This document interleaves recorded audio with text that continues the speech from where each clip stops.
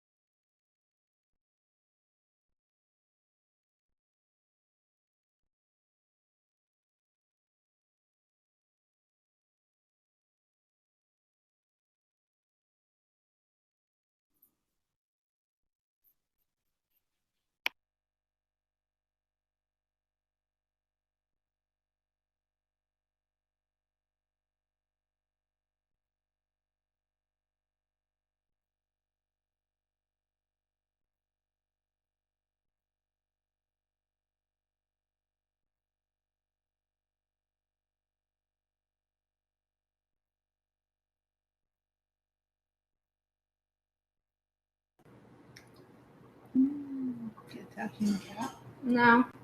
Well, that video was kind of boring. She never did anything. Hello, Teresa.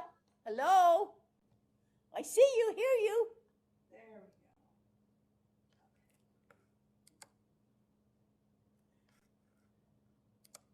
How are you?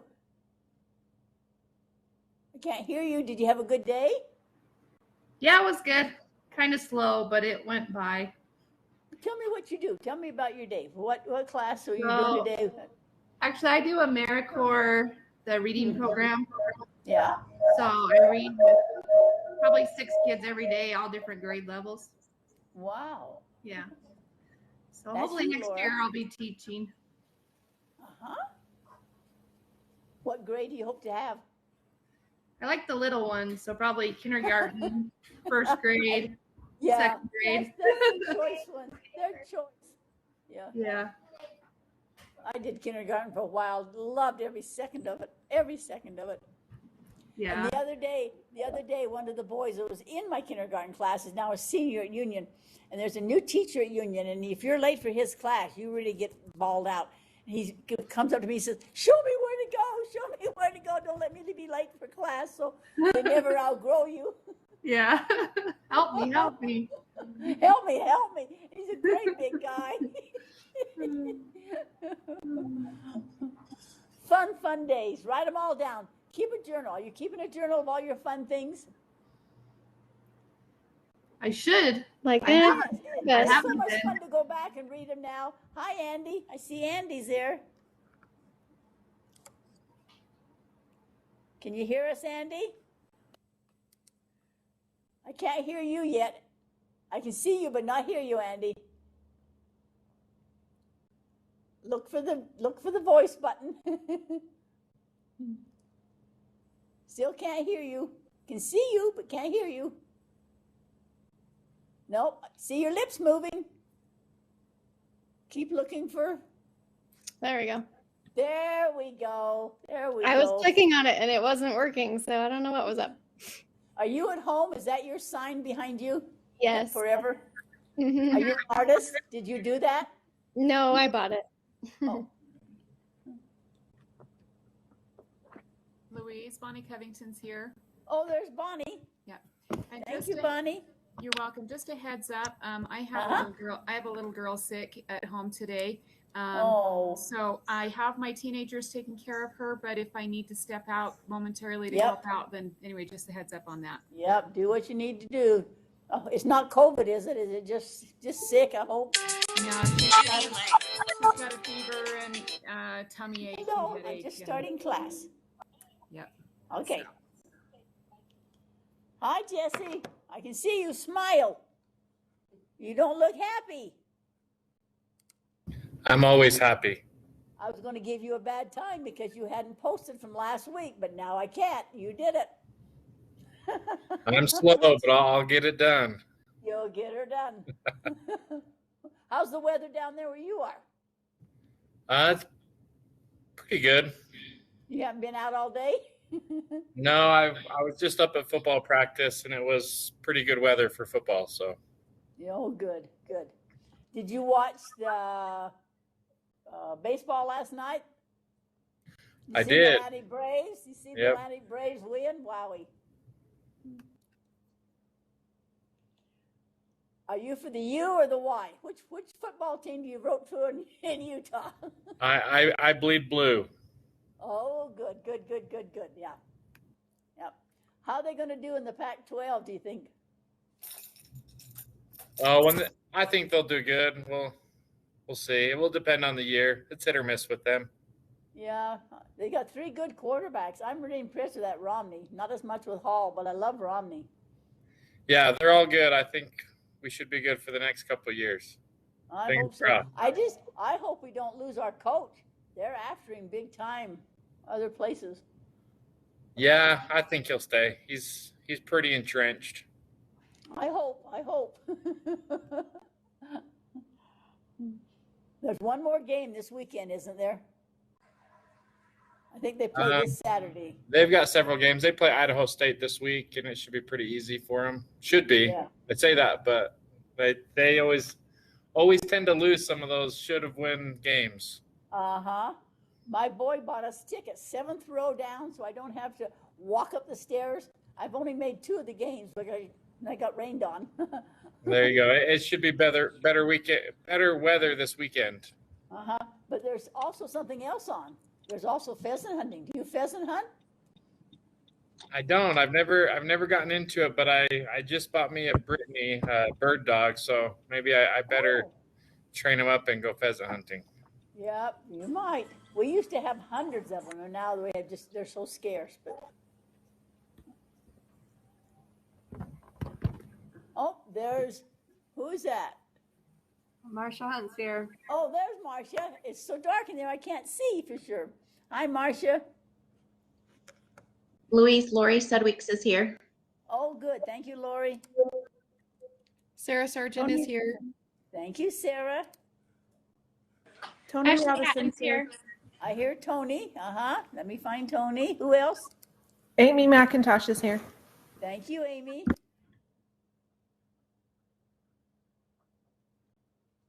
Brindy Grange is here. Hello, Miss Brindy again. Hello. I talk to you every day, don't we? I know, it's great. Oh, and Rhonda, we did Rhonda yesterday, and she couldn't get it to hook, and she became so frustrated, but we went to Google Meet. She couldn't get the other one to work, but Google Meet helped her, so we did it. Oh, good. Yeah. She's still writing that whole big literacy plan for the school. Wow. She should get paid extra for that. That's a lot of work. I know it. Yes, yeah, she's doing the super's work, right. Did you get Nicole Fulgham? Hi, Nicole. Glad you're there. Let me find you. Kayleen Goddard is here. Hi, Kayleen. I know Hello. where you're at. Louise, this is Maria. I'm driving home from work. I should be home in like 10 minutes. Be careful. I will. I'll mark you here, Maria. Thank you. Tammy DeCourcy's here. Hello, Tammy.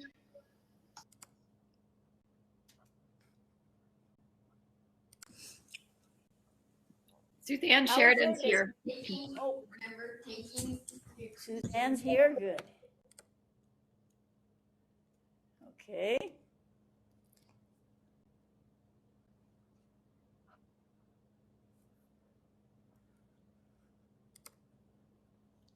Corinne Morway is here.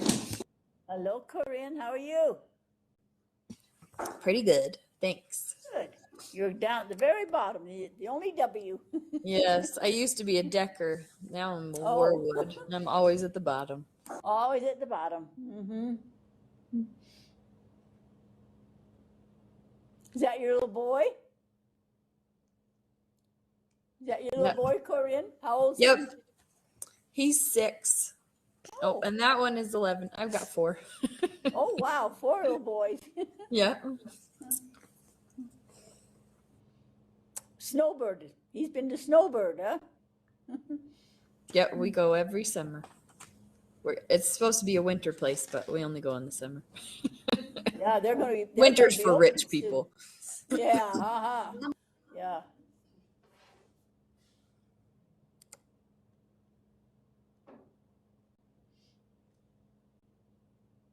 What time is it? I have 4:35. Let's go down the roll and see who we're missing. Is Lindsay Bagley there yet? Or Lauren Clark? Or Ashley Hatton? Ashley's here. Okay, Ashley's there. Good, thank you. Let me go down the roll. Stacy will be there as soon as she finishes her meeting with her parent. Ashley Rex, are you there? Ashley Rex? Charlotte, are you there? Charlotte Severe. Charlotte's joining our class tonight. She has been ill, but she has permission to join tonight, but I don't know if she hasn't hooked on yet. So that's all we're missing, I guess. Let's wait just a couple more minutes in case somebody's having some trouble, and then we'll get started. Ashley, tell me about your day. Who did you teach? What grade today? Did you say Ashley? Yeah, you. Uh-huh. Yeah. Yeah, I don't currently teach, so I just I didn't think you did. hang out Yeah. with my kids. Yeah, I didn't think you did. I just wanted to know if you were subbing or doing any of it. No, I'm wrangling 2 little kids. So, Uh-huh. And how old are they? 9 months and 2. Oh, wow. So they keep me busy. Oh, I'll bet you. I can hear one of them. Oh, precious. Are you going to go back to teach someday or? Yeah, that's a plan. So, Uh-huh. Yep. Lindsay Bagley, are you there yet? Or Lauren Clark?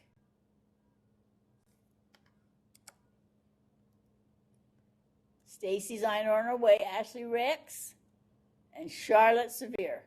That's the only ones we're missing. Okay, let's go to the modulars, please, and go to the agenda. See if you can find that on your canvas, please. Find the agenda.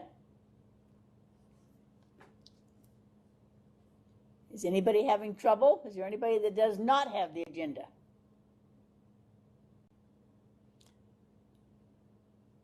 Okay, today is our second class. It's November the 3rd. Any questions? Any concerns anybody has you want to bring up? Okay, let me answer a couple of 3 questions that some of you had. We're talking about the book log. You may use any method that works for you. If a spreadsheet works best for you, if a notebook, if a binder, if recipe cards, there is no set way. If you're on the college campus, yes. And you will probably hear SUU send you a note that your book log is due in some certain format. Just ignore it because you're not on campus. You can keep your book log any way you want to keep it. Some of you keep it just on shelves in your house and you label them. Whatever works for you or your school office or, so don't worry. If you already have books or themes organized on shelves or in boxes, you do not have to reorganize them or make spreadsheets.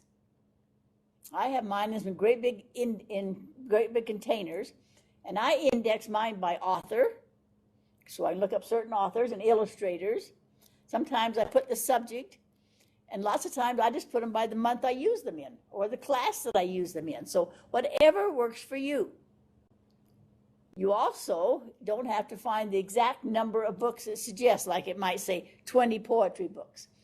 If you don't have any poetry books in your book log, I suggest you at least put a couple of samples. You don't have to put 20 if you never use them. Jesse, do you teach poetry? I never really did until last year. I did a poetry unit along with my history class, and it was a lot of fun to do poetry along with history. So it was fun. Trying to encourage you. If you've never used it, give things a try. But if it says do 20 books and you have absolutely no need for 20 books, do 4 or 5 or just write down some of the samples when people start presenting them. So just so that you know there's a big range of literature out there. When I taught the superintendents, they did not want picture books. Well, they need to know. They need to know what starts. They need to know in kindergarten what's important and what isn't. Everybody needs to know a variety. So they had to do picture books whether they liked it or not. So we're just trying to encourage you to do a variety. If you use more poetry and you don't ever use realistic fiction, then just only get a sample of realistic fiction, just so you know what it is. That's why we do that little library survey, just so that you know what's in some of the local libraries. I found a lot of teachers knew what was in the school libraries, but they didn't know there was a bookmobile that came around to a lot of these rural areas. Or they didn't even know there was a big town library. Like I told you, we looked at the Caldecots. The reason we mention Caldecott and Newberry so much is that SUU thinks they're quality literature. That doesn't mean you can only present Caldecotts and Newberries or put Caldecotts and Newberries in your book log. It's just that we have to cover some of them because SUU thinks they are really quality literature. And I didn't know anyone out here had a big collection of them. And then I found out the Vernal Library had every single one of them. And I didn't know that until we did the classes. So that's the only we ask you to do that survey. Just what is available to you. It's also made some big changes too. We found some teachers went to the school library and on the multicultural shelf there was nothing, or maybe just one or two.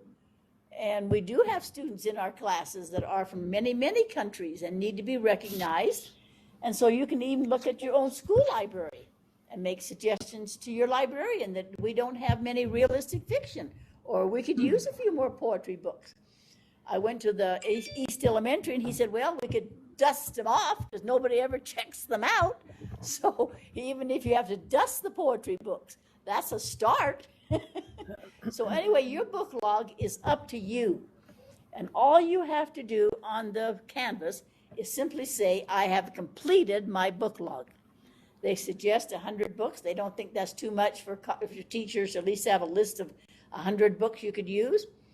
But you don't have to do just exactly what it says, 20 poetry or 10 realistic fiction. Make it usable to you. Any questions now about that? Louise, Also, I have a yes, question. go ahead. Go ahead, Sue. Since I teach first grade, my book list is starting to be a lot of picture books, a few early chapter books, but those are the ones I'm using in my class. Is that kind of what we're looking at? Is that kind of like just things that I use in my class, or is yes, and it's also important though, because maybe next year your principal will say you're teaching 5th grade, and all of a sudden you don't have anything. I know. At least write down some samples, or whether you don't have to buy a lot, except for Brindy. And of course, Brindy and Maria. Maria wrote back that she already has $200 sitting in her shopping cart. She just needs the $200 now. And Brindy buys everything. So, Brindy, are we making fun of you today? That's okay. I can take it. I like books. You can take it. You can take it. But that's the temptation, is to try to buy everything. You don't have to buy everything. Just write down some ideas. I'd never heard of this book before, or I'd never heard of that book. Is there Charlotte? Charlotte, we're glad to see you. We welcome to class. Welcome to class. Thanks. Charlotte just joined with us. She has been ill, and we're glad to have her. It took some doing. Let me go back to the attendance and put Charlotte that she's here today. We're answering questions right now, Charlotte. If you have any questions, if you go to the modulars, you will find right up here at the top the syllabus, and the syllabus shows everything we're doing in our classes. Let's just quickly run down that so there's no questions. There's my name and address and phone numbers. We do not have class on November 24th. There's what the book, the children's literature briefly. There's SUU saying you need how many hours you need. There's the course objectives, the things we're trying to learn this time. Here's our activities. What we're talking about is a book log. And they encourage you to make a book log and share the different books that you find. And we have assignments, and I'll show you where that is. So that's one of your assignments, is to do a book log. And it gives you some examples here. Like you could simply write down who the author is and the illustrator. You could write down a little bit about it so that 2 years from now you think, well, we did talk about that king one time. I wish I had that book now. Well, then you know where to find it. We're going to do book talks. That's when tonight Laura and Lauren will be doing their book talk. We're going to share authors. You don't have to grade on that. Just bring books that are your favorite. We talked about the 7 Ps, and you'll hear more about that. There is once a visit to a local school library. Now it does say number 6. Every student will prepare one lesson plan incorporating a genre of literature. We do not have to do that. If you are on the SUU campus as an undergraduate student, they insist you do. Most of you are already teachers or going to be teachers or have been teachers. And so all you need to do that one is simply say, I used a certain book in my classroom. For when it says one lesson plan worth 120 points, all you need to do is post, I use certain book, and I used it with my third graders. You do not have to write a big lesson plan because you're past that stage. Here are the ones when we share books. Last week, I shared books from the 30s, 40s, and 50s. Tonight, Laura and Lauren are going to share books from the 60s and 70s. They do not have to always be Caldecott and Newberry. SUU loves those because they are quality. If there are other books you want to share in your time, you're welcome to. Next week, here's each one of you of what years to find books and share with the rest of us. And then here is a class schedule.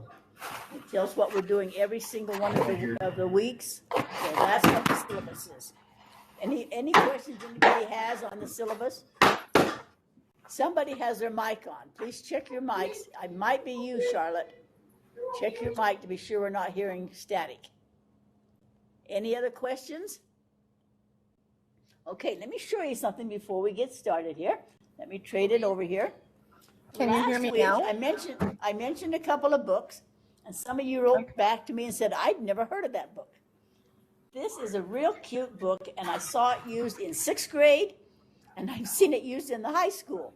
Miss Nelson is Missing. And it's just a simple child's book by Harry Allred. But the children in her class start to act up. There is the teacher, Miss Nelson. And some of the kids refuse to do their lesson. Some of them are standing on their head and they're rude. If you ever have that happen in your class, maybe this is normal. Something has to be done, says Miss Nelson. So the next day when the kids start acting up, all of a sudden this lady comes in. It's not their teacher, but it's Miss Viola Swamp. Where's Miss Nelson? Never mind, says Miss Swamp. Open those arithmetic books. And she's a mean teacher. And the children don't know what to do, and they shape up and they really do their work, but they want to find their teacher. They look out the window. What happened to our teacher? Let's get a detective. We need to find our teacher. And they follow Miss Swamp home. Miss Swamp is living in the house that our teacher lives in. So maybe Miss Nelson went to Mars, or what would happen to Miss Nelson? Where did our teacher go? And all of a sudden, the next day, they seemed like their teacher was never coming back, and they didn't know what to do. And all of a sudden, they heard, "Hello, children," said a very sweet voice. And Miss Nelson came back. "Did you miss me? Where were you?" That's my secret. And then from then on, they were a little better. They didn't want to have Miss Viola Swamp ever come again. So I saw that used in an 8th grade class because some of the boys were, acting up. And then the other book that goes along with it is called Miss Nelson is Back. So even though they are simple little books for kindergarten level, I saw them used at the high school saying, do you want a substitute? Do you want the principal to come in and be your teacher? What do you want? Another one you asked me to do, this isn't a Caldecott winner or a Newberry winner, but I told you in the literature classes, when they had children write their stories, which you can do in your classes, Michael Tunnell, who's the author of the book we're using for our literature class, had this girl write about mailing May. And remember, I told you it's just a little girl here in Utah who wanted to go see her grandmother up in Idaho and had no way to get there until they found out that the train runs that way. But how could she ride on the train? And they talk about it. Mom and Dad talk about it. How can we go? There's the actual picture of the little girl. This was in one of my college classes at BYU when they asked us to write an original story. They found out that on the train, you can ship chickens and ducks, and you can ship things on the train. And so they mail May. They take her down to the train station. She weighs under the limit of what they can do. And they put a stamp on her, and they put her with the baggage people, and they see how much she weighs, and she's under the limit that she can be shipped with the chickens and the ducks.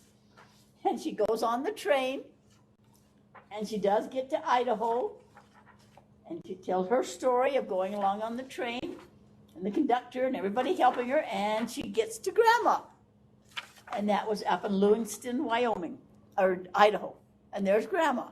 So that was a book that came out of BYU when we were asked to write an original story. I'll bet in your junior high classes and high school classes, they probably have a story they could write about and then illustrated. So that was another one I just wanted to show you. One I forgot to show you last week. So many of you said, oh, now that we talked about those old books from the 30s, 40s, and 50s, I remember those. One of them I couldn't find yesterday because my little granddaughter had it from 1953 is Puss in Boots. I'll bet you remember Puss in Boots. And if you don't, it's a very cute story, Puss in Boots. Another one I just wanted to show you that's fun. We have 4 people in our class right now who are in level 2 doing action research. And this came out of a class of action research up in Oregon. They had a class for nothing but kindergarten and first grade teachers, how to help the young people to learn to write, how to do stories. And Susan Harris McKay, she was Susan Harris when I knew her, she gathered all the work of all these teachers from all these workshops over the years, and they put it together, and Heinemann's bought it, and it's on Amazon, and it's full of ideas on how to help the young kids, the young students. She said up to age 8, but you could do it, I think, up through 8th grade. But how to tell stories and how to do things, and she gives you many, many ideas of how to encourage them to learn to write and write their stories and illustrate them. It's just a fun book full of ideas. It tells about all the teachers that put all their work together coming out of an action research class, new possibilities for young writers. We talk about the visual arts and visual literacy. Instead of just writing all the time, they had to illustrate, they had to create stories. It gives them ideas. Words have superpowers because they make people feel things. That came out from a little boy age 6. So they just put together their work, a whole bunch of teachers like you, and it came out of Ogden and then Portland, Oregon, and they just named all the teachers, and it lists all the teachers right here that went together and put their work together and came up with this book. So I just wanted to show you that things happen because we're in these classes. Any comments, questions? All right. Does that give you an idea, Charlotte, of where we're at about the syllabus and so forth? If you have any other questions, yeah, thank you. Yeah, let me know if you have any other questions. What you're responsible for. Okay. Now sometimes I don't do everything on the agenda, so always take time to read the agenda because I might put some handouts out there or some thoughts. Here's our schedule. Tonight from 4:45 to 5:50, we're going to discuss our chapters from our book. Take a break at 5:50. Now, first of all, we've been looking at the 7 Ps. If you don't know what the 7 Ps are, go back to class 1, Charlotte, and you'll see what they are. They're good things to help us teach. So first of all, I'd like you each to ponder. If I asked you right now, what's the definition of literature? You're in a literature class right now. What's the difference between children's literature and adolescent literature? Now, here's one definition to start your thinking. Good quality books cover topics of relevance and interest. Now, I want you to ponder for 3 or 4 minutes. If we were here, I'd have you write things down or draw a picture, but you're all over the world. So just ponder and share your thoughts in a minute. What do you think a definition of literature is? Do you know what we're going to do now for 3 or 4 minutes? What your assignment is? To ponder. What do I think a definition of literature is? Then I'll call on some of you. So you have 3 or 4 minutes to ponder.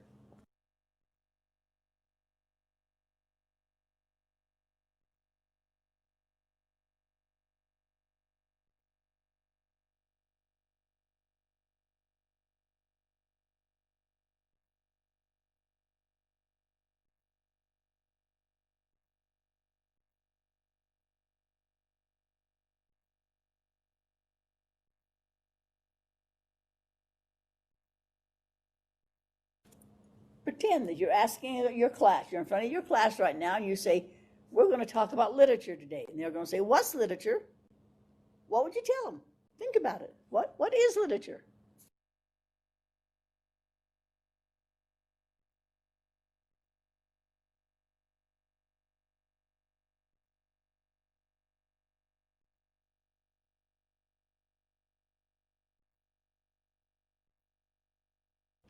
Bonnie, could I ask you, what would you say a definition of literature is, Bonnie?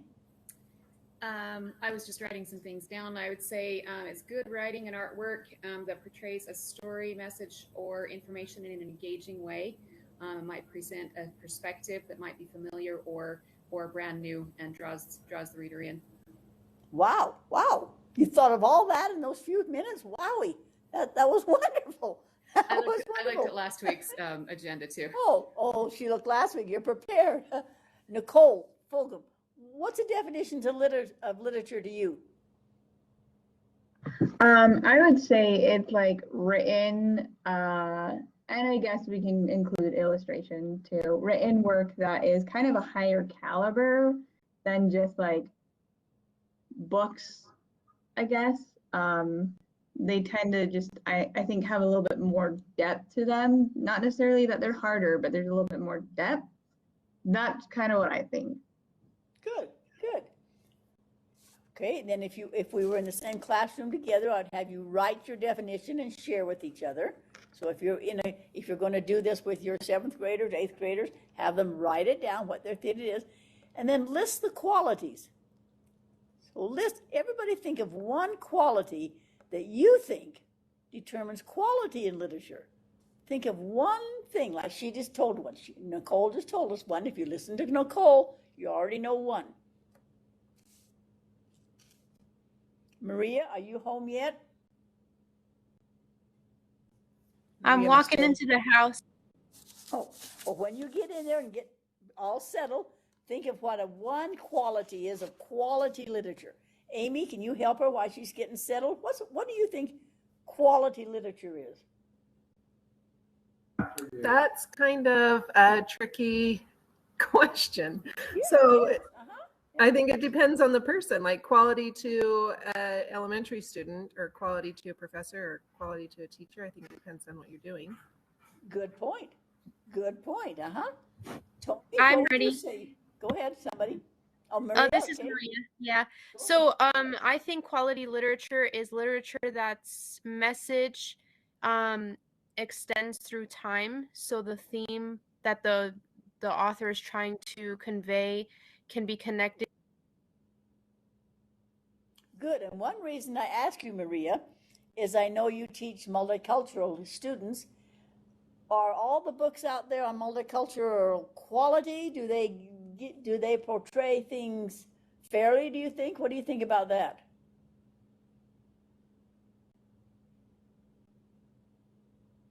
Maria, did I lose you? Oh, now. Oh, there you are. Oh, can you hear me now? Yes, Okay. I think we're seeing a lot more now than we did in the past. I'm seeing a lot more multicultural books. Right.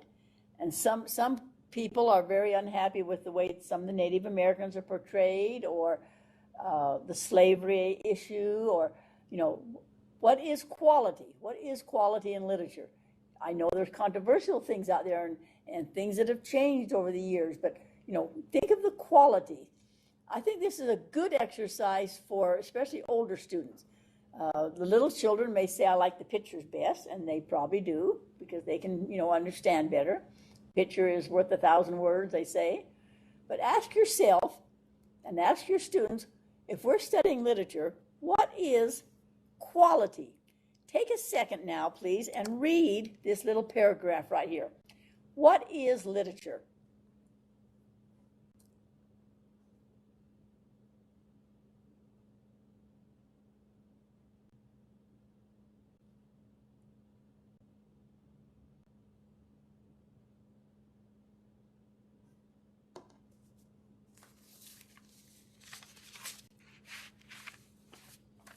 Andy, would you read that to us? Some of them are saying they are having a little trouble. Andy, can you see it? Would you read it to us, Andy?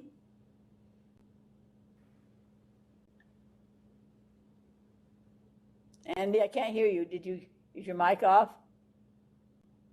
I just disconnected with my Wi-Fi for a second, Okay. so sorry. Okay. Can you see the article? Can you read that paragraph to us? Well, I couldn't. I mean, yeah, do you want me to read it out loud? Is that what you're asking? Please, yes, yes. Okay, Some sure. people are having Sorry. trouble, please. Of course you call me when I have a technical difficulty. Okay. I'm sorry. I'm sorry. Just how it goes. Is literature the McCall's magazine you buy at the store, the TV guide you see in the supermarket, the National Geographic you see in the doctor's office, or the brochure to travel to Europe for $39 a day? Ooh, that's a deal. They give you information and vicarious experiences, but they are not literature. Literature may do those things, but it is much more. Sometimes called Bell's letters, literature is traditionally described as a body of writing that exists because of inherent imaginative and artistic qualities. The fine line between literature and writing that is primarily scientific, intellectual, or philosophical often wavers. Literature gives us pleasure and understanding. It explores the human in human beings, the condition of mankind. Children and adolescents are not little adults. They are different from adults in experience, but not in species, or to put it differently, in degree, but not in kind. We can say then of literature for young readers that it differs from literature for adults in degree, but not in kind. Literature should provide the same enjoyment and understanding for both young and old readers. So literature is a significant truth expressed in appropriate elements and memorable language. Thank you very much. And there's a source where it came from. In 1990, Rebecca Lukens wrote this critical handbook of children's literature, and that's her definition. Now, you may or may not agree with that, or you want to alter it a little. But I think before we talk about children's literature, we need to know what it is. And so it's a good experience to have people write down what they think literature is. Okay, now we're going to look at chapter 1. We're going to look at, last week, a lot of you didn't have your book yet. So we didn't take any time to look at the chapters. So each of you have a little assignment tonight, just a little one. So Lori, there's you, Nicole in chapter 1, Laura, Ashley, Corinne, Suzanne. Then in chapter 2, Tony, Ashley, Sarah, Lindsay, and Kaylin, would you answer those little questions? And then chapter 3, 4, and 5, we're going to have each of you just do one section. Jesse, Brindy, Amy, Lauren, Charlotte, I'd like you to go with Lauren. Lauren has 3 things to do: understatement, explaining insights, and drawing a line in the sand. So Lauren, are you there yet, Lauren? Yeah, I've been here the whole time. My mic just wasn't working. Okay, so I am here. If you will look in chapter 3 and just explain what understatement is and unexpected insights, and Charlotte, who just joined our class, if you have the book, then look in chapter 3 and what does it mean drawing a line in the sand? And then Bonnie, if you'll explain that one. So you have 5 minutes now to look at your chapters, anywhere from 1 to 5, and find your section, and then we'll call on you. Questions, what we're going to do now? Okay, find where your name is and answer that one part for us, please. Starting in chapter 1. Go ahead. I would love to look that up, but my book's coming on like Friday. Your book's not here yet. Okay. Sorry. You need the one you want there. Okay, you can just listen today and take notes then, Charlotte, but we're glad to have you join. You have 5 minutes now to look at your section and answer the question for us. So the purpose is to see what's in these chapters now, what it tells us about literature.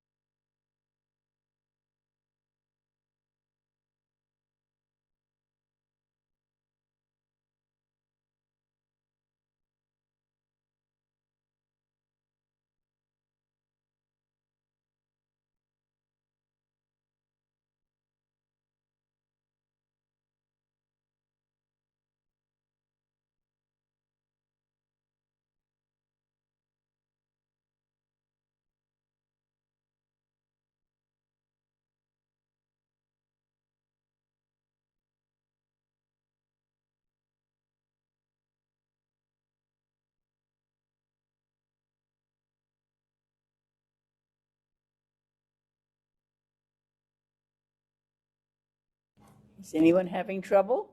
You understand what we're doing? We're doing our one section, sharing from the chapters. Any questions? Okay, you still have 3 minutes to come up with just a short answer, just so that we are aware of things.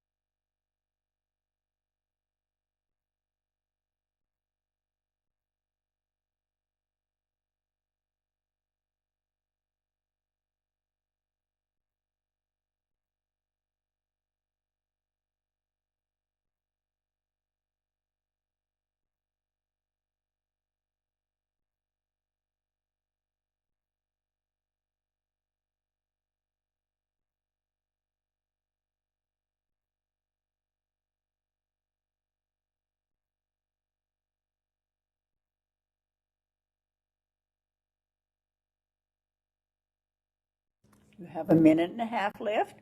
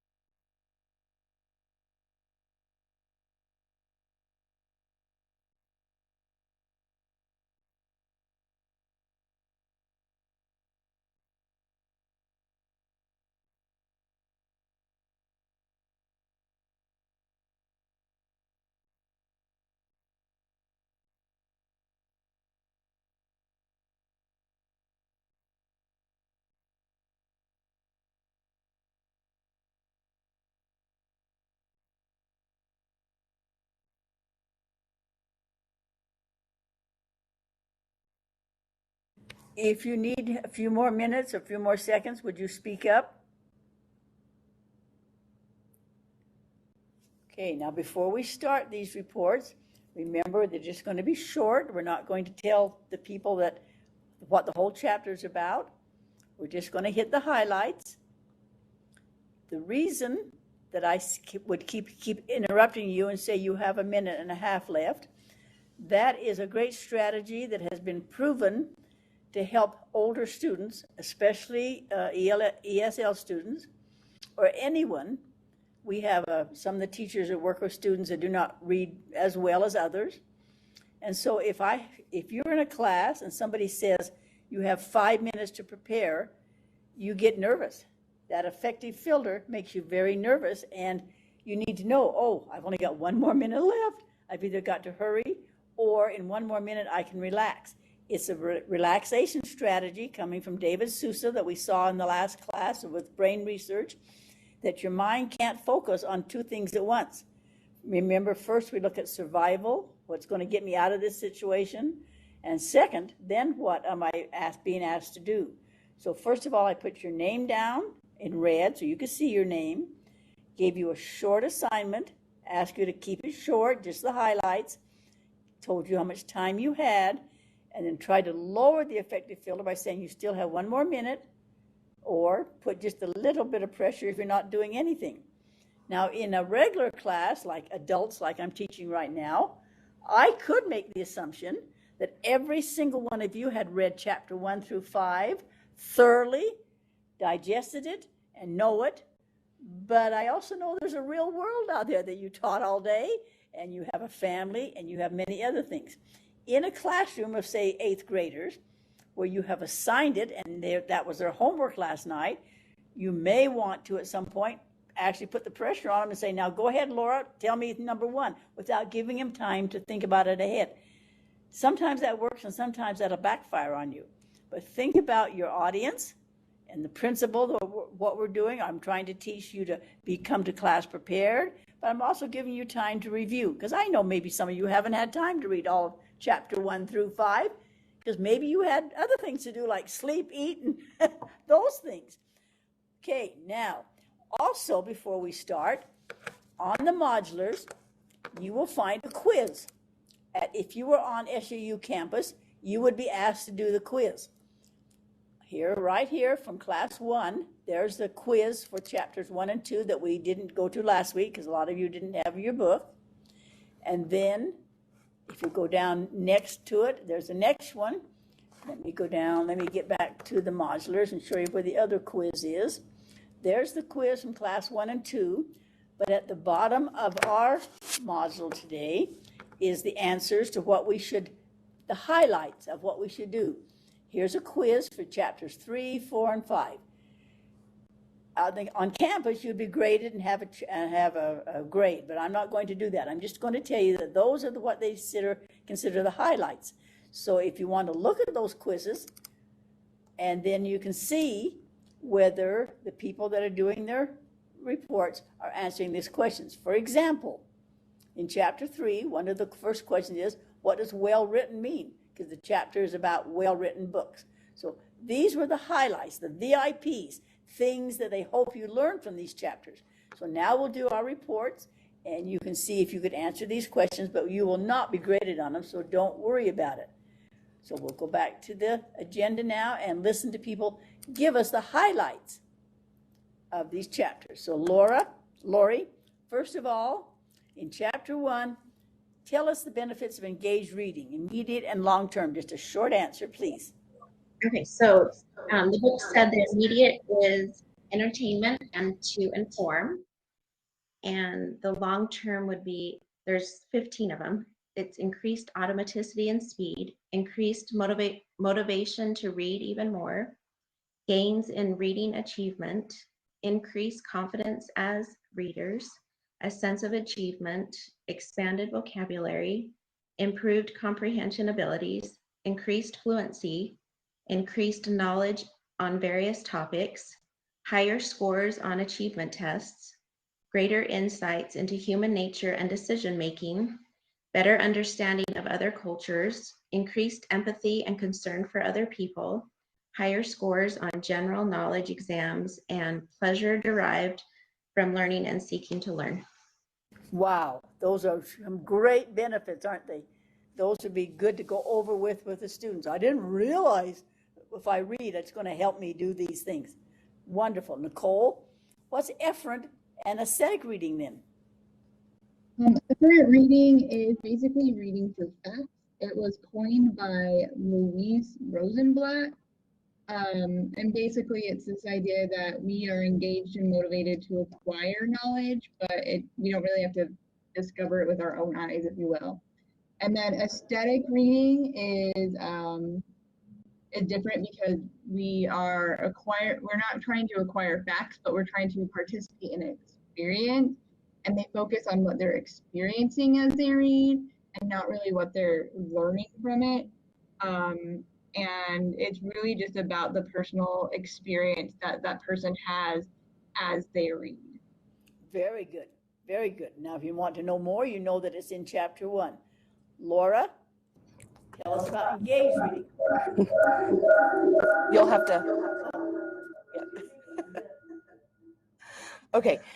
So.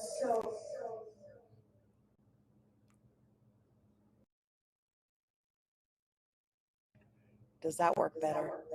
Yeah, there you go. So in short, engaged readers are those who read for personal reasons. They know the satisfying feeling. Sorry, I can't. Give me a second. We're working on technology. Okay, here she's coming over here. All right, in short, engaged readers, those who read for personal reasons, know the satisfying feeling of finding pleasure in print and being rewarded in the two areas, locating information, which is the efferent reading, and gaining experience, which is the aesthetic reading. Thank you. Actually right. Ashley, are you there? What's the different categories and what's teachers' roles?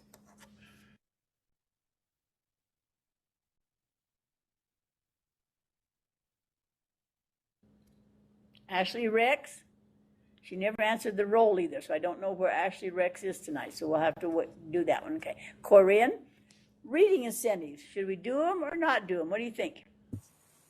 My book is the 5th edition, and I assume that the next edition talks about this, but I say yeah, for sure, because our whole goal as teachers is to create that intrinsic motivation, and we know that it often has to start with extrinsic motivation. Thank you. Suzanne, how do you organize your classroom or create a reading atmosphere, and what does it say in the book about it? It's funny. I'm just like Corinne. I have the 5th edition and it's not in there. So I just looked it up and it said you want to have books at the right level for students. You want to make an attractive or comfortable space for reading. You want to make it a social experience.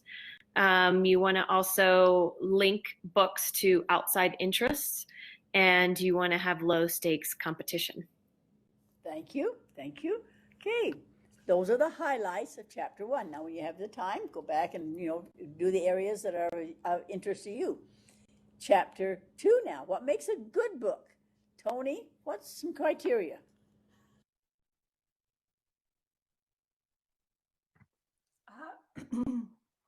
The lessons that they teach, their large, colorful illustrations, absence of harshness, the absence of scariness, the absence of swearing, their short length, they keep the reading easy, simple vocabulary, familiar content that the children connect with, and personal or social preference of the reader. Thank you. Ashley H. Now, what's the problem our book says with some of those reasons? The problem is that you're looking at one part of the book, like an element of the book, instead of the book as a whole. And instead, they said you should look at the book as the experience it offers rather than just one element of the book. Good, good, excellent. Sarah, what are 13 elements of quality? Okay, so the 13 elements of quality are style and language, character, plot, pacing, setting, tension, mood, tone, point of view, theme, accuracy, illustrations, and design and layout. It was quite a long section, but I really liked the information that they put after those 13 elements. It says that authors can disrupt the magic of their storytelling by becoming too enamored of their words or their ideas. The use of figurative and descriptive speech should meld seamlessly into the narrative. A passage can be beautifully written, yet be overwritten. The best descriptive prose never points to itself as if to say, look how ingeniously crafted I am. And I thought that was so important because there's so many books that I think, whoa, that was way overwritten. Right. Yeah. Okay, Lindsay, what does it mean? What is taste in a good book? But what's the problem with that one? Lindsay Bagley?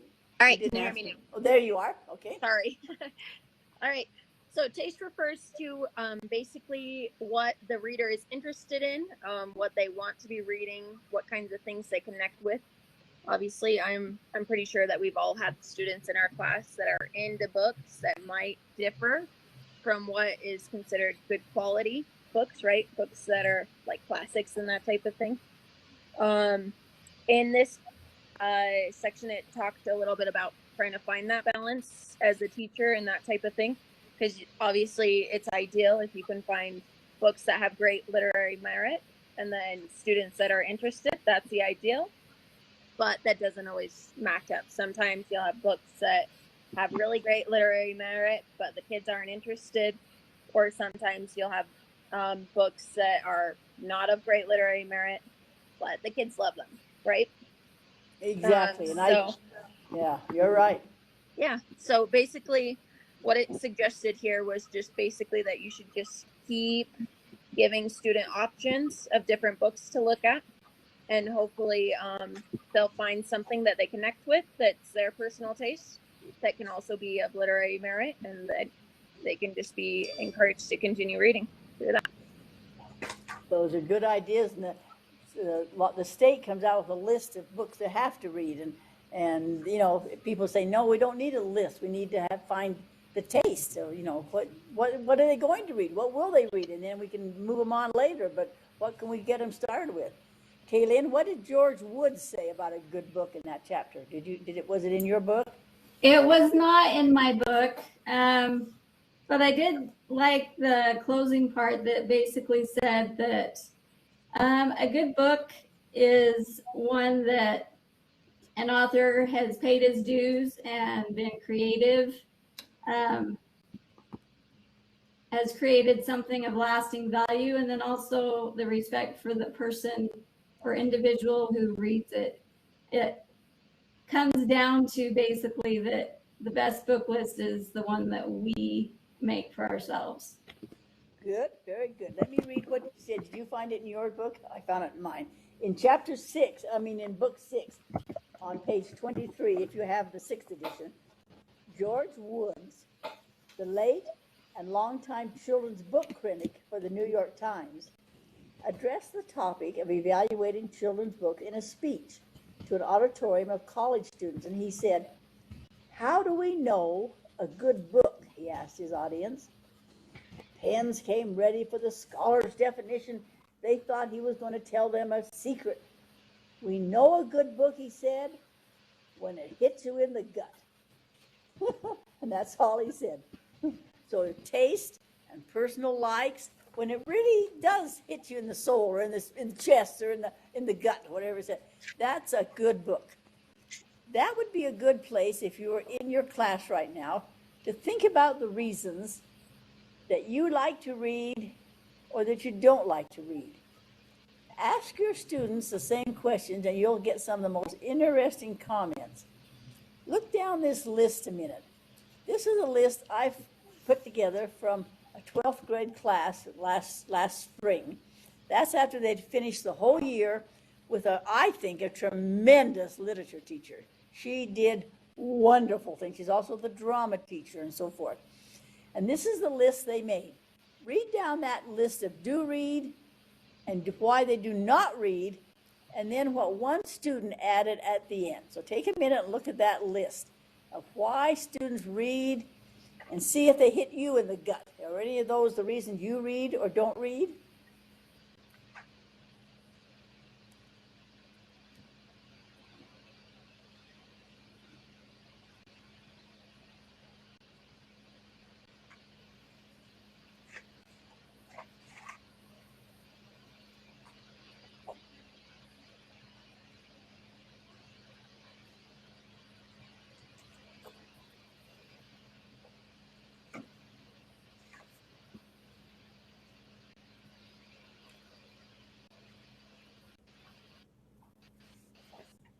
Any comment? Are you identifying with some of these? Under that, don't read, it's a girly thing to do, or I'd rather watch the movie. Do I have to? And then one student said, I have a bad attitude toward reading. Or too many chores at home, and that's true. This was a farm boy that as soon as he got home, he was out in the fields until dark, and then he had supper and fell in bed. He really did not have the time to read all these books. His parents didn't give him the time. But I thought the one that kind of summed it up was, what good does it do me? Remember on that brain research, if we don't see a reason, what good's it going to do me? The sense and the meaning of it. How's this going to help me? The sense and the meaning. Anybody want to make any comments on those? Did you identify with some of them, why you like to read and why you don't? Ask your students tomorrow, even little kids, the 4 and 5-year-olds, do you like to read? And some of them will say, no, I don't. I have to sit still, so just think of those reasons. There's 26 reasons why some people like to read, and not quite so many that why we don't like to read. Literature should be at the heart of our literacy content program. Not only does it support many aspects of language and literacy development, it also provides an excellent context for deep thinking, personal responses, and the ability to remember or recall. Literature should inspire us, inform us, nurture our imagination, move us to laughter, to tears, and to action. When you find your book, or if most books, other different editions, in the 6th edition, it starts out with a poem, how to recognize a well-written poem. So remember, as we look at these next chapters now, the 7 principles. What's the purpose for knowing about these books? What principle are you trying to teach the students? The text is trying to teach you measurable and observable objectives. When you think about it and probe, what do you think about weak and well-written literature? When you ponder, what are your questions? How are you going to have students participate? How will you present the well-written book? And how will you put it into practice? Those are the 7 P's of good teaching. Think of a chance, think of an instance in your classroom when you've tried to use precise language or figurative language, and did it work when you taught it? Did it go through using the 7 P's? Okay, let's look at chapter 3 and see what a well-written book means. So Jesse, there's 2 cases there about choosing the right word. What do they tell us about choosing the right word, Jesse?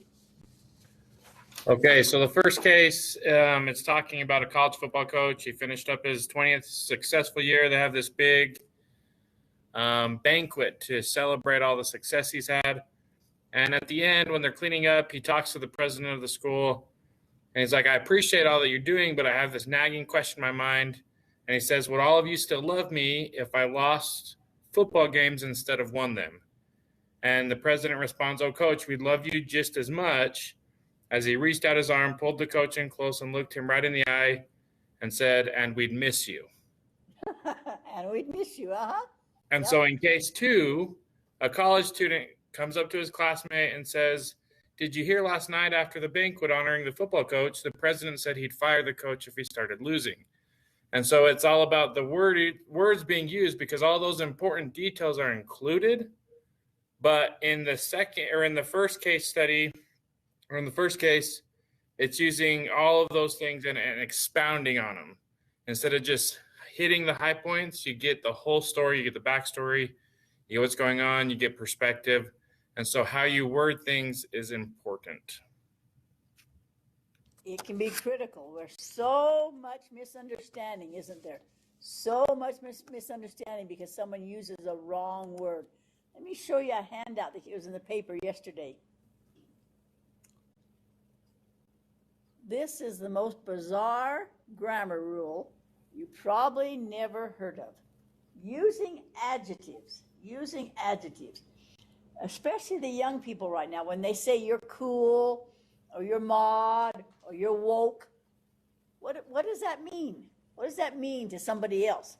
It says adjectives in English must always be used in a very precise order.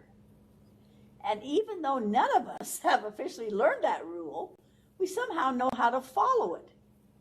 And it seems wrong when it's broken. So if you're going to describe something, they said first you should put your opinion. And then you should talk about size. And then the physical quality should be an adjective. The shape, the age, the color, the origin, the material, the type, and the purpose. So according to Cambridge, You should say a lovely little rectangular old green French silver whittling knife, which sounds really wrong. Old should come before rectangular, not the other way around. And to complicate it, type and shape. In other words, even though ironclad rules that we know by instinct get all tangled up. And so we don't use the right adjective or the right word, and there is so much misunderstanding. This happens a lot with political things. When the people are running for office will tell you they're going to do certain things, or no matter when you're listening to, listen to the adjectives and where they place them. So that's bizarre. It's a bizarre grammar rule you've never even heard of. So next time you describe something to someone, see if they really understand it. This was a woke class. Well, was it? What does that mean? So the right word is extremely important. So Brindy, let's go back. Explain precise vocabulary and figurative language from our book, please. Okay, so in the book, it talks about precise language. When I turn the page to go to 23, it says that precise language uses exact specific words. This is done to give readers particular images in their head. So I like how it talked about like the different ways Mark Twain used precise words to help us engage in his books more. And then figurative language is like similes, metaphors, personification, and imagery, which is hit a lot in middle school. And it conveys quick meanings quickly and with emotional intensity. So figurative language can add power and insight to whole paragraphs, which I like that. How many of your students understand the words that they're using? They don't know the right word to use. There was a little boy in the class the other day that I was watching, and he cried and cried and cried and cried, and the teacher couldn't do anything with him. But I listened when they went out to pick up the little boy after kindergarten. The mother asked the teacher, how was he today? And the teacher said, well, it was amazing. But was amazing the right word? I mean, she was trying to be kind, not saying he was a brat or that he cried, or, watch the words you use. That's something we can teach those students. What is the right word? Amy, can you explain dialogue and music and language? Yes, so it talked about dialogue is when you can use words to show someone's personality, motives, prejudice, and feelings. And then the music and language is when they write using like a pattern or a way that when you're reading it, it sounds like you're singing it, like the words are rhyming. It talked about the book that we talked about the other week that was The Thousands of Cats, and how when you're reading that title, how it kind of, you sing it as you're reading it. And some of your folk tales and fairy tales, you sing it as you're reading it. Good. A good example was on the news today. Our president met with the Pope and needed to use the restroom facilities, but instead of saying, excuse me, he said, I just had a bathroom incident. May I leave? I don't know if that was the correct word to use in front of the audience, or just say, I need to be excused a minute. Or when they asked him what he thought about the talk that the president of France gave, he said, well, it was a long talk. So it's probably the right word, but dragging it out that much wasn't real complimentary. So words are critical, aren't they? Words are really important. Lauren explained understatement, unexpected, and drawn a line in the sand. What do those mean from our chapter? Okay, so understatement is saying things in like as little words as possible, but really driving the point home. So it gave the example from the book Tuck Everlasting, where Angus tries to convince Winnie to not drink the water that made it so they could live forever. And they leave, and he doesn't know if she chooses to drink the water or not. And when they return to Winnie's town 60 years later, they find her tombstone. and all Angus says is good girl. Like, it's really simply stated that really drives the point home, but doesn't use a lot of big elaborate words or explanation. So that's understatement. And unexpected insights are things that happen that you understand as you're reading that aren't written out word for word. So it talked about just different examples from different stories and how when you're reading, it just really, like, it hits you like, oh yeah, like I get that. So one of the examples was a story of these. It's called Masterpiece. I've never heard of it, but it's a story of a beetle who lives in the walls, and he hears his humans talking about divorce. And he says to his mother, "Why don't beetles ever get divorced?" And his mother says, "Well, our lives are short, darling. What would be the point? We have so little time, we must spend it as happily as possible." She continues to explain that a day not being stepped on, having enough food and a safe place to sleep, and having family and friends close by as well, that is a good day, isn't it? In fact, a perfect day. And then at the end, she says, "And also, we don't have lawyers." So it's just driving home a point that it hits you like, oh, well, that really is what it's about, being happy, having the things you need, but not explicitly saying it. So, and then I didn't get a chance to make it all the way through drawing a line in the sand, but I think it, correct me if I'm wrong, is it like taking a side? Yes. Uh-huh. Okay, yeah. So it's like taking a side in your writing. You're either really for or really against like a certain thing. So yeah, so they understand where you come from. Sometimes they don't know, well, I read all that, but now what did that really mean? Yeah. Bonnie, what's weak writing then? So it talks about 3 different elements of weak writing. Didacticism is when a book pretends to be a story, but it's actually a lesson. And it talks about how, yes, stories have lessons, but that shouldn't be the main focus of the writing. The lesson should just come naturally through the writing and not be preached. Condescension is where the author underestimates the reader's abilities. And we know that, with vivid vocabulary, we can teach and expand a child's vocabulary, not talk down to them, just using, basic baby descriptions rather than using actual terms, things like that makes them feel like the author doesn't trust the reader enough to understand the bigger terms. And then maybe related to that is controlled vocabulary, maybe the extreme of that. We often use controlled vocabulary in practicing and learning, basic reading concepts, but not for just literature and for reading. If it's overly controlled and arranges word in unnatural phrases, it sounds stilted. And we know from speaking and reading that language has a flow and has a rhythm, and we want that in good literature. We don't want to have it so controlled that it's boring, or there might be a place in practicing Dick and Jane books, but that's not your literature. That's controlled. Like run, Dick, run, Dick, Jane, run, Jane, Dick. Yeah, right. Dick and Jane's. Go ahead. Yeah, that was about the end of what I had. Okay, so there are a lot of good points in these chapters. They're short chapters. They're brief. That's what I like about them. They just simply say what they're going to say, and if they apply to you now, they give you some ideas to help the other students. This would be a good time, especially if we're in the same class together, to take just a few minutes and ponder now that you've heard other people say things, what is your definition of a well-written book?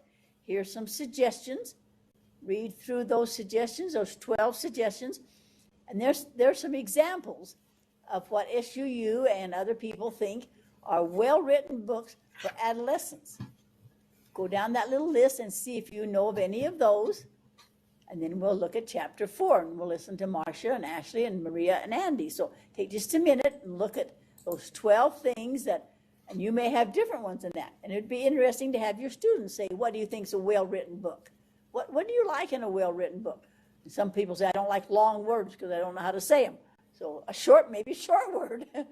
I like number 3, no fluff, bluff, or other stuff. Just say what you're going to say. So there's some ideas on what constitutes a well-written book and some examples. Do you recognize some of those?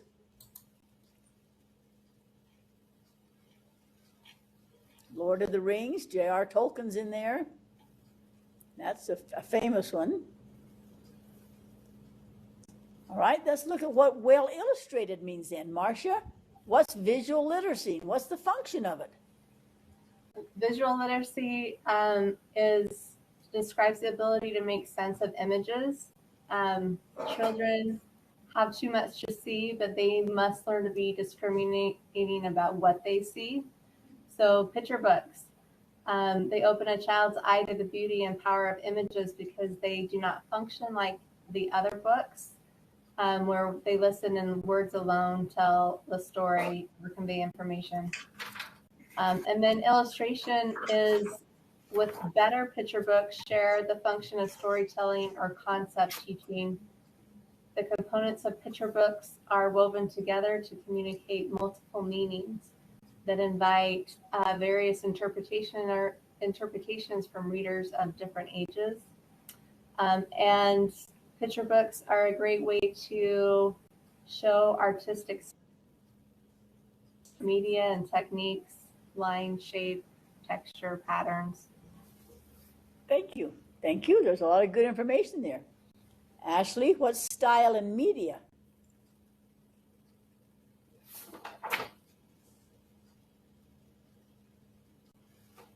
Ashley Rex? Oh, that's right. She didn't show up yet, did she?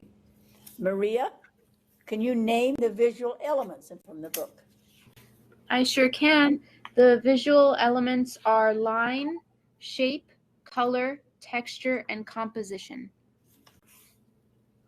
Okay, Andy, can you explain any additional criteria like action and detail? Yeah, so it said that quality illustrations are individual and unique, and that it's difficult to relate to human experience and get involved with the story if the art is generic or stereotypical, if it has generic people and places. So 2 ways to make the illustrations individual are to add action and detail. And one example that I liked showing action is in the illustration showing like a chaotic, frenzied chase, showing good action in the illustrations. And then the other one was detail. And it said that really great illustrators will spend hours and hours researching so that the clothing and the architecture are all historically and culturally correct. And that the illustrations should enhance the visual appeal because it's like the selling point of the story. Thank you. Now, if you look in chapter 4, when you have time, you're required to do some homework at home. So when you have the time, you're sitting there and with your children, look at the examples they give in chapter 4. Now, in book 6, and let me put on the other one. In all the books but 7, they've quit doing it in 7. But the first books of the text, 3, 4, 5, 6, and 6, 3, 4, 5, and 6, they give pictures at the front of illustrations and how to recognize a well-illustrated book. And they give you line and color and line and shape. They show you the Polar Express. They give you examples. So if you have one of the older books, you're very lucky to have all these ideas right here showing you in the front of the book. If you have the other book, 7, I don't think 7 has it, no, but 7 does have it. If you go through chapter 4 and look at it, it'll give you ideas. It'll tell you if you want functions of illustrations, and it'll name books for you, which ones are good, like picture book to develop the plot, Knuffle Bunny, Rosie is different for a different viewpoint. Chapter 4 has a lot of information to find books to go along with each one of the different visual elements, all those ones they just listed. It has a lot of ideas, and the other books show things like pictures, actual pictures. So we're going to take our break in 5 minutes, so please take a couple of minutes now and look at chapter 4 and read the examples of where they give you to find examples of the illustrations. So take just a few minutes and just look at chapter 4. For example, in my book on chapter 6, on page 41, if you want to know about line, using line, then here is the Polar Express. It creates a static look, like a photograph. See illustrations. So take a minute, if you haven't had time yet, and spend some time in chapter 4, because there's a lot of information about how to find examples of all the different kinds of illustrations. So and then chapter 5 is simply an informational book, an informational chapter. I didn't ask anybody to report on it. It's called The History and the Trends, how literature has changed over the years. There's a whole big summary on the canvas here, and also, of course, in your book. So read chapter 5 when you have your time and see how things have changed over the years. So look at chapter 4 for a minute and then take a break and take a 10-minute break, and we'll be back at 5 to 6 and let people report on the books they brought tonight. There's a lot in chapter 4 giving you examples, and also on the canvas too, on the agenda. So take time to do the agenda and chapter 4 in whatever textbook you have. Okay, see you in 10 minutes.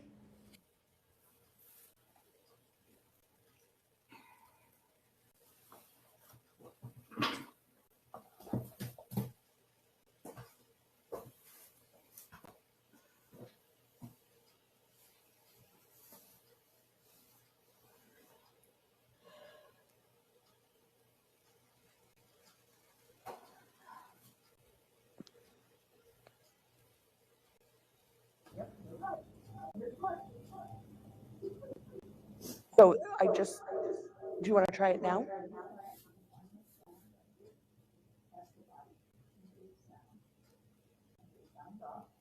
Okay, did that work? No. Okay, let me see if I turn. Ooh, that's.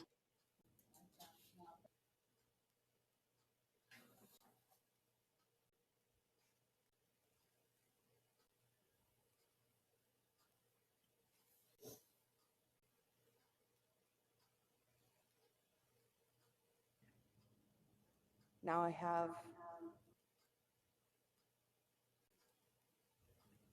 have it on.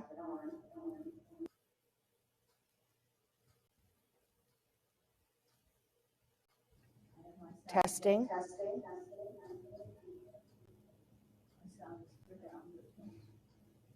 It's not working.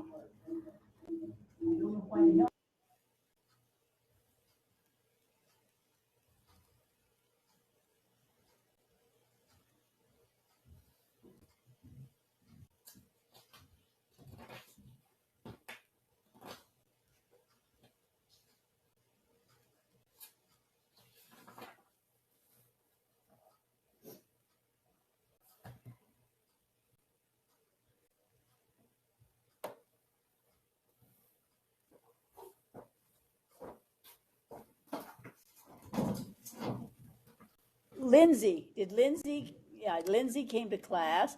Lawrence in class. Let's see who else we're missing. Ashley, you there yet? Ashley Rex? No. So that's all we're missing. It's just Ashley Rex. I know she has a parent conference, so she'll be here when she can get here, she said.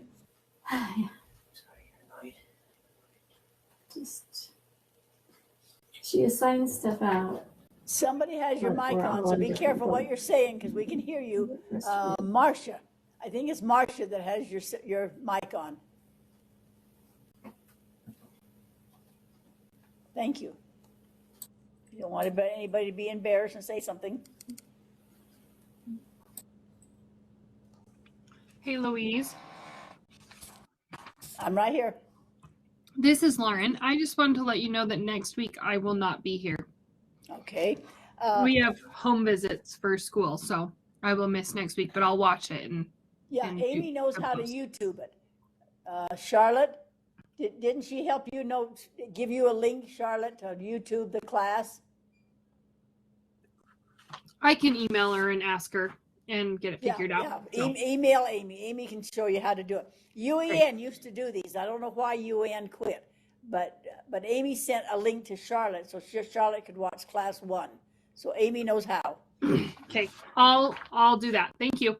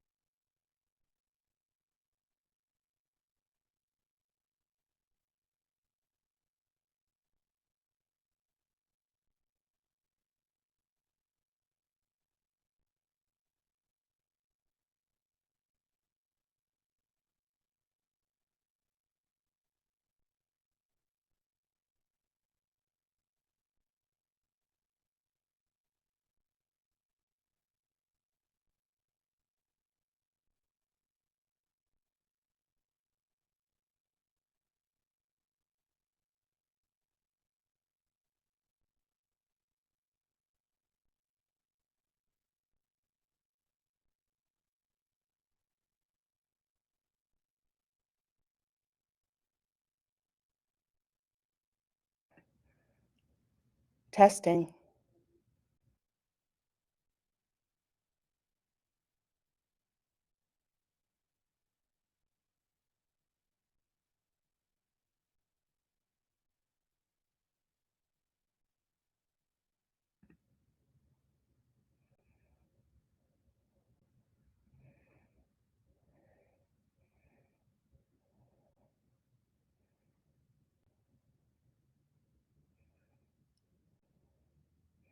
Louise, can you hear me? I can hear you Perfect. with no echo. Thank you.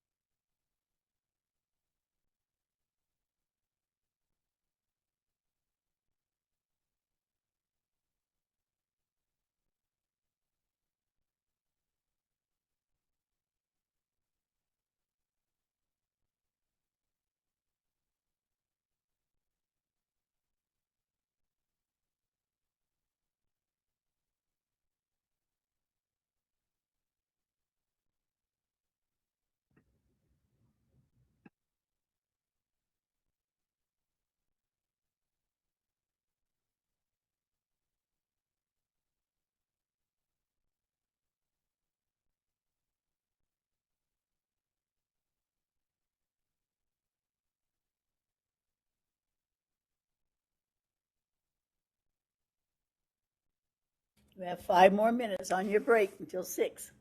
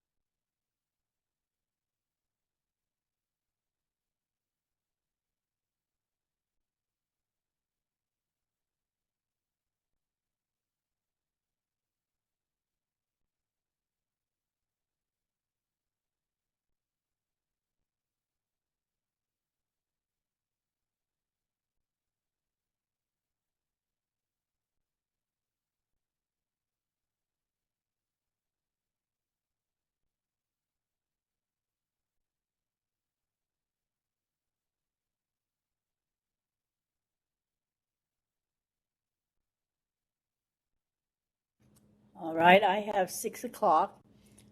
Let me tell you how much I appreciate your comments. It's hard not to be in the same room and see each other. And I really appreciate your comments. And some of you made a comment, you really needed to know when the breaks were so that you could do certain things. You had to do something at 6. You had to call a babysitter or you had to do something. So I really appreciate your comments to make the class fit your needs. I really appreciate your comments. Don't be afraid if you see something I'm doing you don't like or talking too fast, because we tend to talk too fast when we're covering material. Please let me know how to make this class pleasant for you, because literature is so much fun. I told you you will not be graded on these quizzes. If you're on campus, you would. I have the one up right now for chapter 3, 4, and 5. Just look at it, and it's some of the things we just covered, and it will give you an idea of the highlights of each chapter, just so that you know what SUU considered very important on some of these chapters. What we're going to do now, if you go back to let me go back to our agenda, show you where we're at. We're on the agenda. Take time to read it, because a lot of it we don't talk about. Some of it's just for your information. And if you have any questions, feel free to email me, call me. I talk to a lot of you. I'm so glad to talk to you and get to know you. So let me go down to where we are now.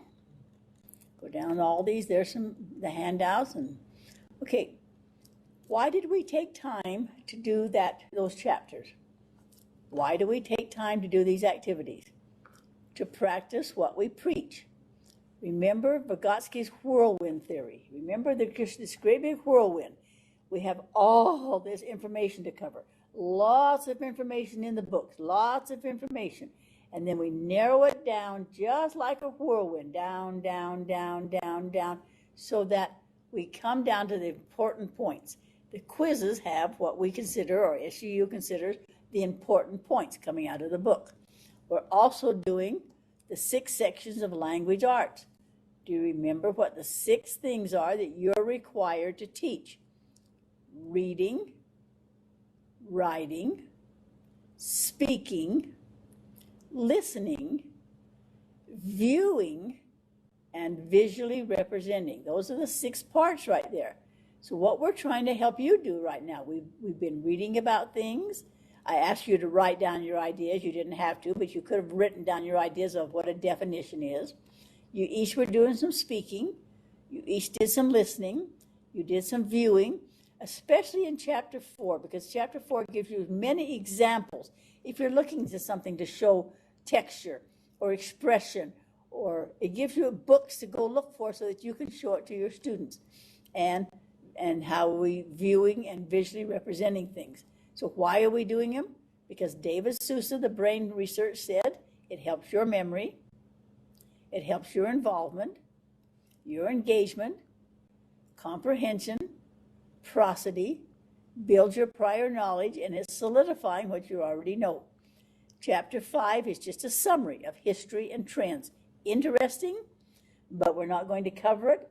If it's of interest to you, there's a lot of good information in that chapter 5 about how things have changed over the years. Fantasy has come and gone, and sometimes it was considered evil, and the genre has changed, and the marketplace has changed. So chapter 5 does have some good things in it. What we're going to do now, from 6 to 6:45, is sharing by the students. We have 2 students assigned tonight. They don't have to do Caldecott's and Newberry's from the 60s. You can do anything from that era or favorite books if they want to. And then after those 2, Laura and Lauren speak, then the rest of you, if you brought a favorite book like we talked about in chapter 1, or if you brought anything that's well written, well illustrated, anything you'd like to share, up until 6:50, we'll listen to you share. Remember, we have a lot of students, so give everybody time. So now, any questions before we turn the time over to Laura? Laura is smart enough that she left the room. She left me sitting here by myself and went to the next room, but she figured out how not to get the vocal coming back. So what do you want me to do now? Turn my sound off, Laura? No, I don't think you even need to do that unless okay. it's back, Okay. coming All back right, at you. Laura is on, and she's going to talk about books from the 60s or whatever she'd like to share with you now. Yep. So I am doing the 1960s Caldecott and Newbery Awards. I know Louise said, one or two books, but I gathered as many as I could find. And so I'm just going to share a few of those. So this one is called 9 Days to Christmas, A Story of Mexico. And it centers around 5-year-old Cece, who's going to have her first posada. And in Mexico, posadas are special Christmas parties held each night at a different house for 9 days before Christmas. I have not read this one yet, so I don't know any more than that. But these are all the Caldecott Awards. This one is really short. This one is called Drummer Hoff, and it's an adaptation by a folk rhyme where several soldiers gather together to build a cannon, and each brings a different piece, and it's a rhyming book. So one of the lines is Private Parridge brought the carriage. And so this is pretty low level kindergarten, first grade book. This one is from 1965, Always Room for One More, and it's adapted from a Scottish folk song. It's about a generous family who has 10 kids, and they always have room for one more person, and invites every traveler that comes by into their home. And eventually the house collapses, and the guests are so thankful for their generosity that they help rebuild their house bigger and better. And I actually, I have a struggling reader, 6th grader, who read this, and he really liked it and was really impressed with the generosity of the people who owned the house. He really got that. And so it works for all ages, even though it's a picture book. And then this one is May I Bring a Friend? And it's a little boy who is invited to tea by the king and queen and asks if he could bring a friend. The royal couple says yes, and they invite him several days in a row, and each day he brings a different animal from the zoo. And it's a rhyming book, and so it's great for like K through 2. And it teaches children to be kind to everyone, no matter what their differences are. And so those are the Caldecott Awards. The 4 I brought, I have not read A Wrinkle in Time. I know that sounds crazy because it's pretty popular, but I bought this one and I'm going to be reading it and then watching the movie. And Up a Road Slowly is another one.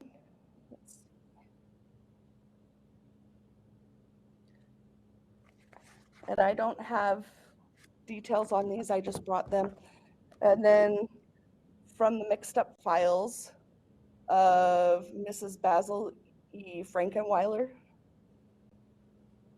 And that's another from the 1960s. The one book that I did do the 7 Ps on is called It's Like This Cat. And its author is Emily Neville and illustrator Emil Weiss. It's a 1964 Newbery Award. The Lexile level is 810. I saw different recommendations, one for 3rd through 8th and another through 5th through 9th, and I'm going to recommend 5th through 9th. The book starts out, my father is always telling me about how a dog can be very educational for a boy. This is one reason I got a cat. And so from the beginning, you can see the teenager-parent relationship. It's Like This Cat is a coming of age story.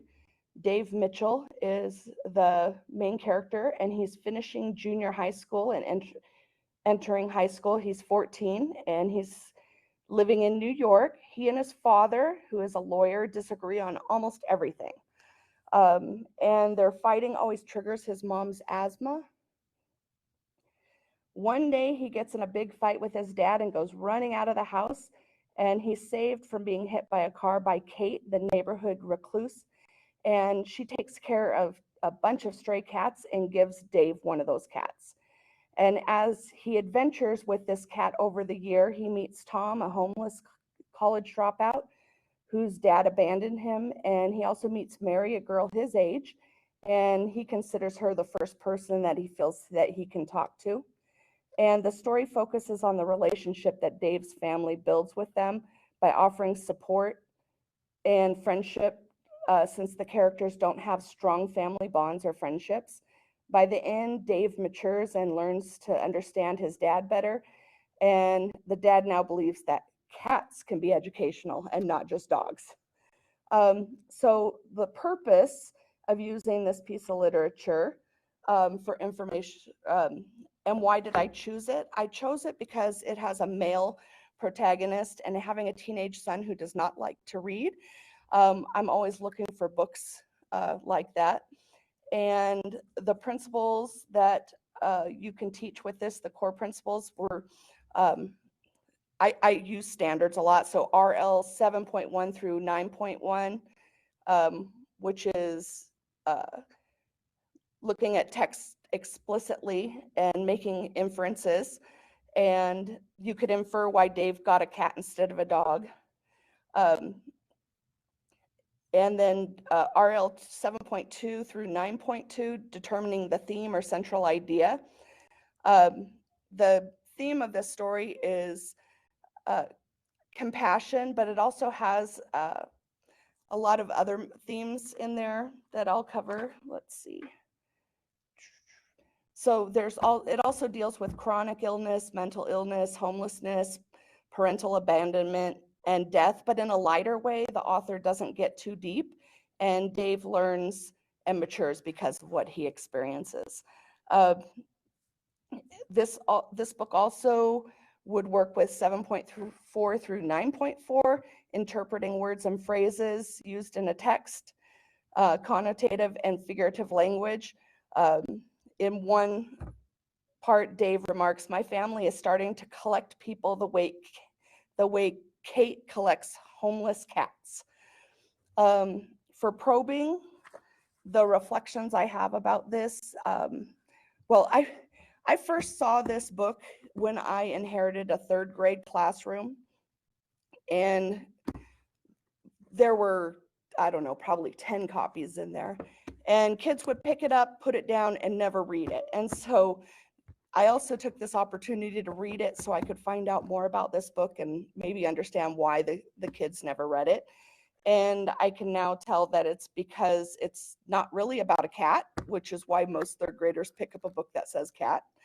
And it's also a little too mature for a third grader, even though the grade level reading is 8-10, which is 5th. So your high third graders could read it.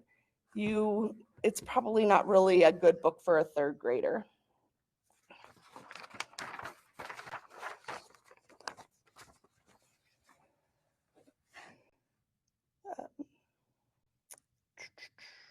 The very important questions. So how will I assess it?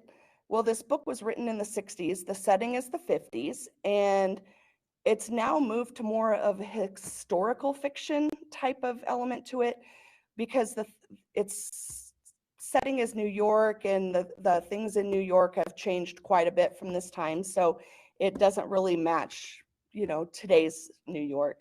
The setting is a big city. I wonder if my rural students would have enough background knowledge to understand the setting.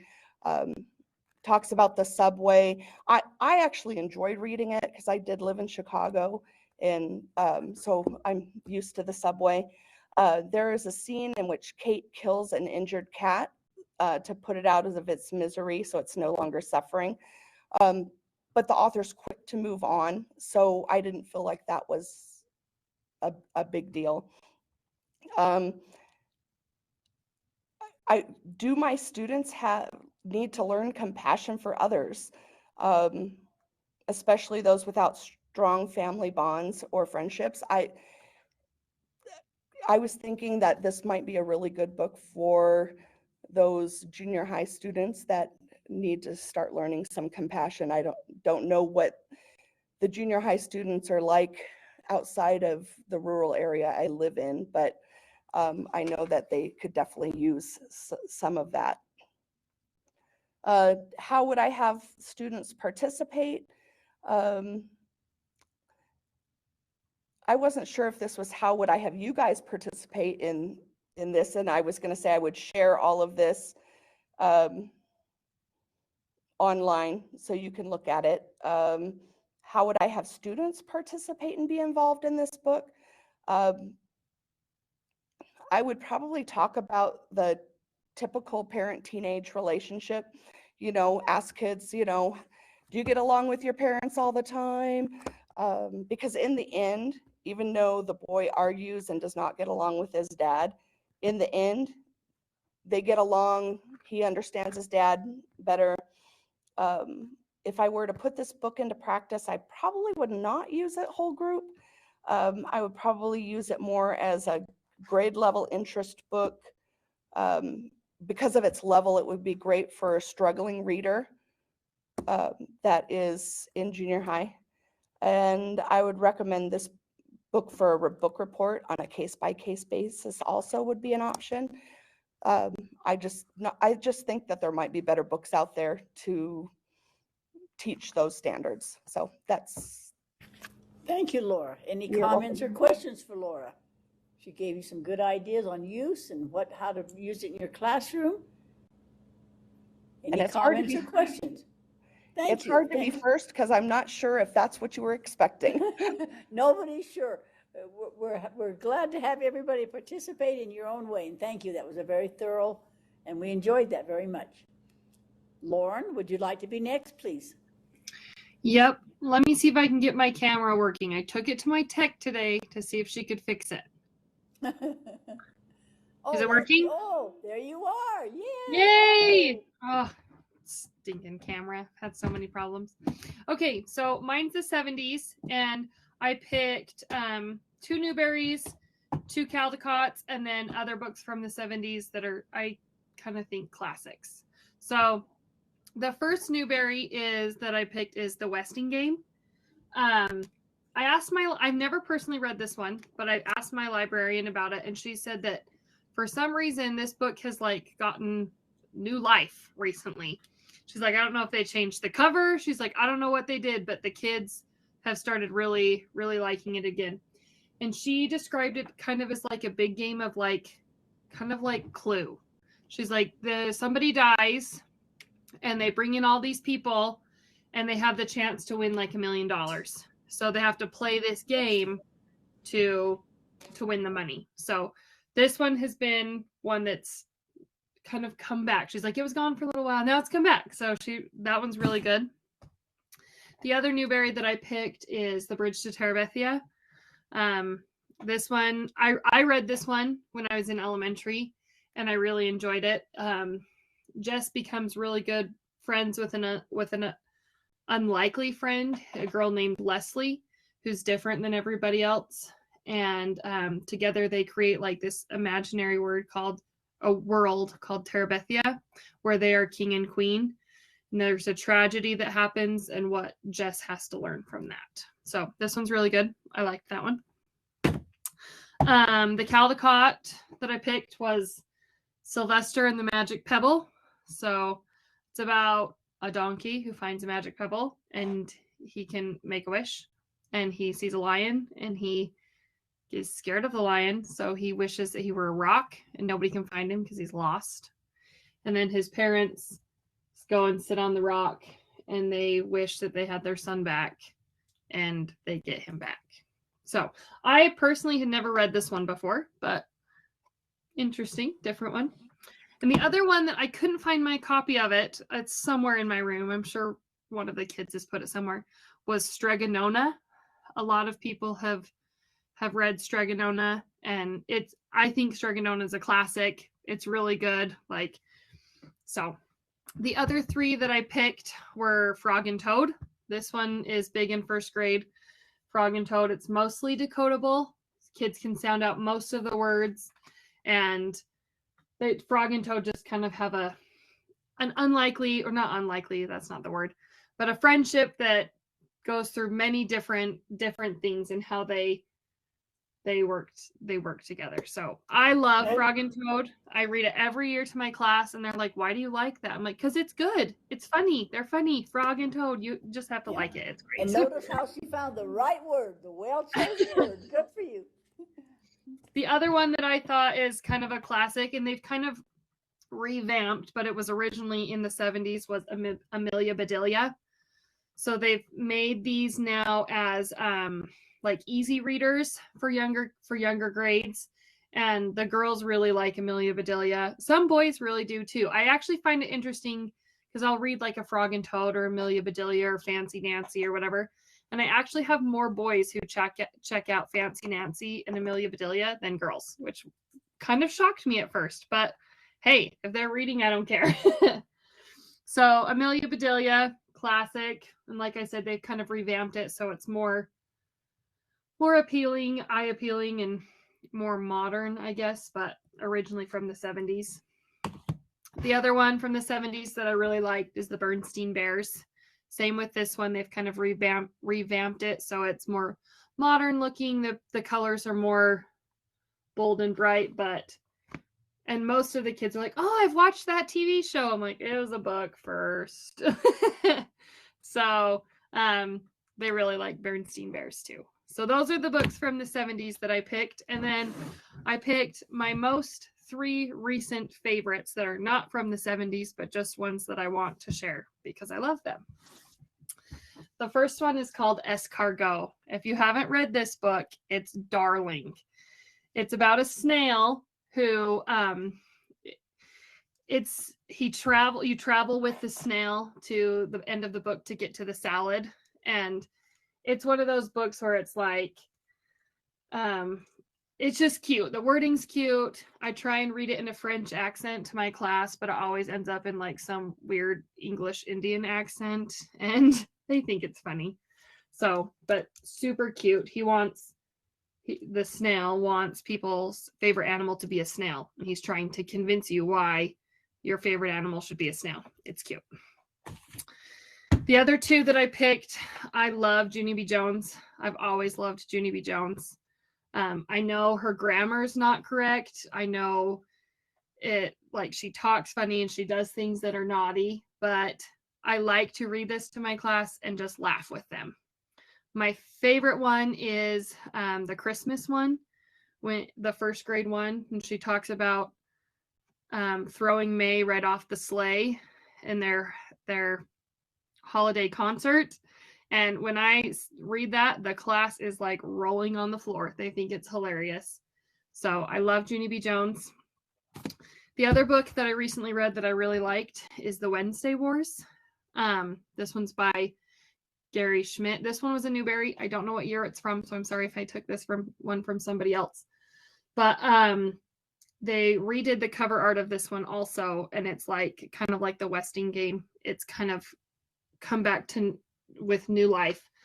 So it's based in 1967, and it's about a boy named Holling, who he is Protestant, and the rest of the kids in his school are either Catholic or Jewish. So on Wednesday they have to go to Catholic school and to their Jewish meetings, and he gets to stay with his 7th grade English teacher, and she makes him study Shakespeare, and he thinks it's going to be horrible and terrible, but it turns out he really likes it.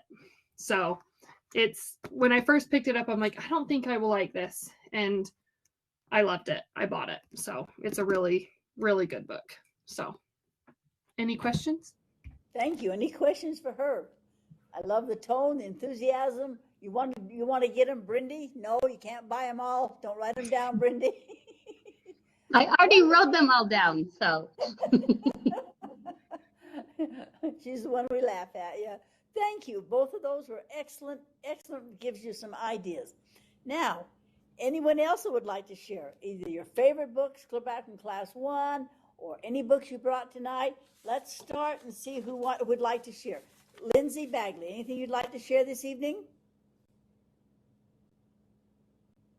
Lindsay? Turn your mic on, Lindsay. I know you're there, Lindsay. Lauren, anything you'd like to share tonight? I just shared. Oh, yeah. Bonnie, Sorry. anything you want to share this evening? Sure. Let me see if I can. Let me see if I can get my camera on here because I want to show you. Maybe I can just hold it up, but Your voice is off. Your voice is off. We can see you but not hear you. No, can't hear you.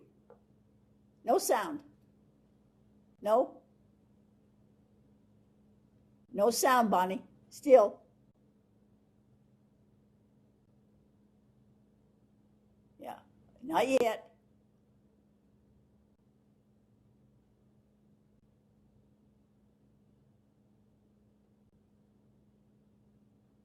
Can't, no sound.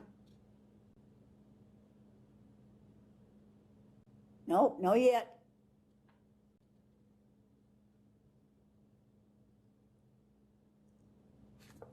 Let's try Tammy while you work on it. So Tammy, anything you want to share this evening? No, not this evening. All right. Nicole, anything you'd like to share? Actually, yes. This is only one. You know, you can never really, do you really ever have just one favorite book, right? And this one is actually one I have never used in my class, but I think if I went into a high school, because I currently teach 7th, 8th, and 9th, I would probably try to teach it. It's actually The Scarlet Pimpernel, and I love it because it's just like that whole idea of this mysterious person who's helping people escape the French Revolution. And it's actually an entire series. I've only read the first one because the other parts of the series aren't really in print right now.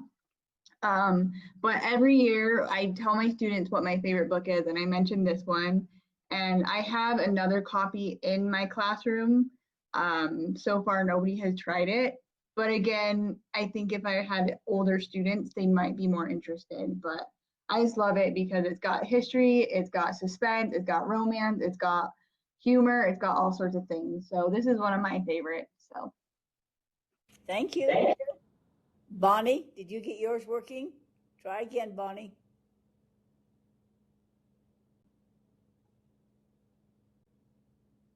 Bonnie, did you get your sound working, Bonnie? Guess not yet. Maria, anything you'd like to share tonight? Yes, I'd like to share something that I read with my ELL students today. I'm going to see if my camera works real quick. Can you guys see me? Yes. Okay, so the book is called Nana Akua Goes. Can you guys still see me? Yes. Yes. Okay, my camera just disappeared.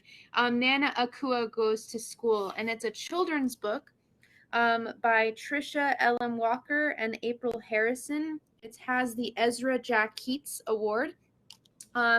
I chose this book for November to read to my ELL students because I wanted to focus on things that we're thankful for, and I want them to do a cultural show and tell for us this month.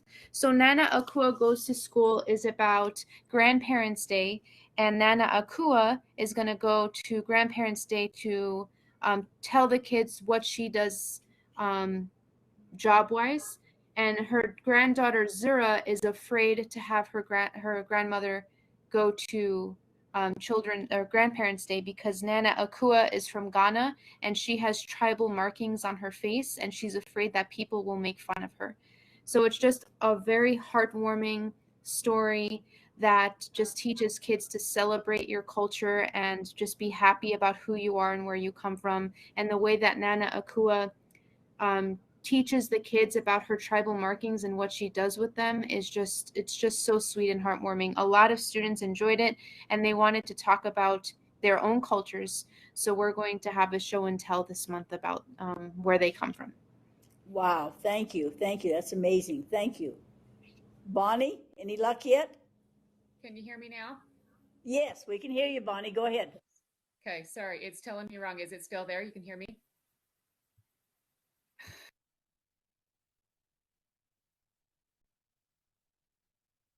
There, now? Can you Yes, hear me? you're fine now. Okay, yay, we got it. Okay, I had to disconnect and reconnect. So this was a favorite from when I was a little girl in the late 70s. It was originally published in 1971. It's Stand Back, Said the Elephant, I'm Going to Sneeze. And just a very humorous look at the effects of a very big elephant and his strength of sneeze and what can happen. It's got a lot of rhyme. It's got a lot of imagination, and just you really get the emotion of these animals as they are begging this elephant not to sneeze, and what happens when what can happen when he does sneeze. And it's just hilarious. I love it for little kids, but it's excellent for older kids as well, with the vocabulary, the rhyming, and even looking at the artwork like we've just talked about with the visual. Thank you, Bonnie. A funny thing happened. When I sneeze, I'm not a big person, but when I sneeze, I really sneeze. And I had some people buy me that book. I don't know whether it was a compliment or I just said thank you. Thank you, Bonnie. Kayleen, anything you'd like to share?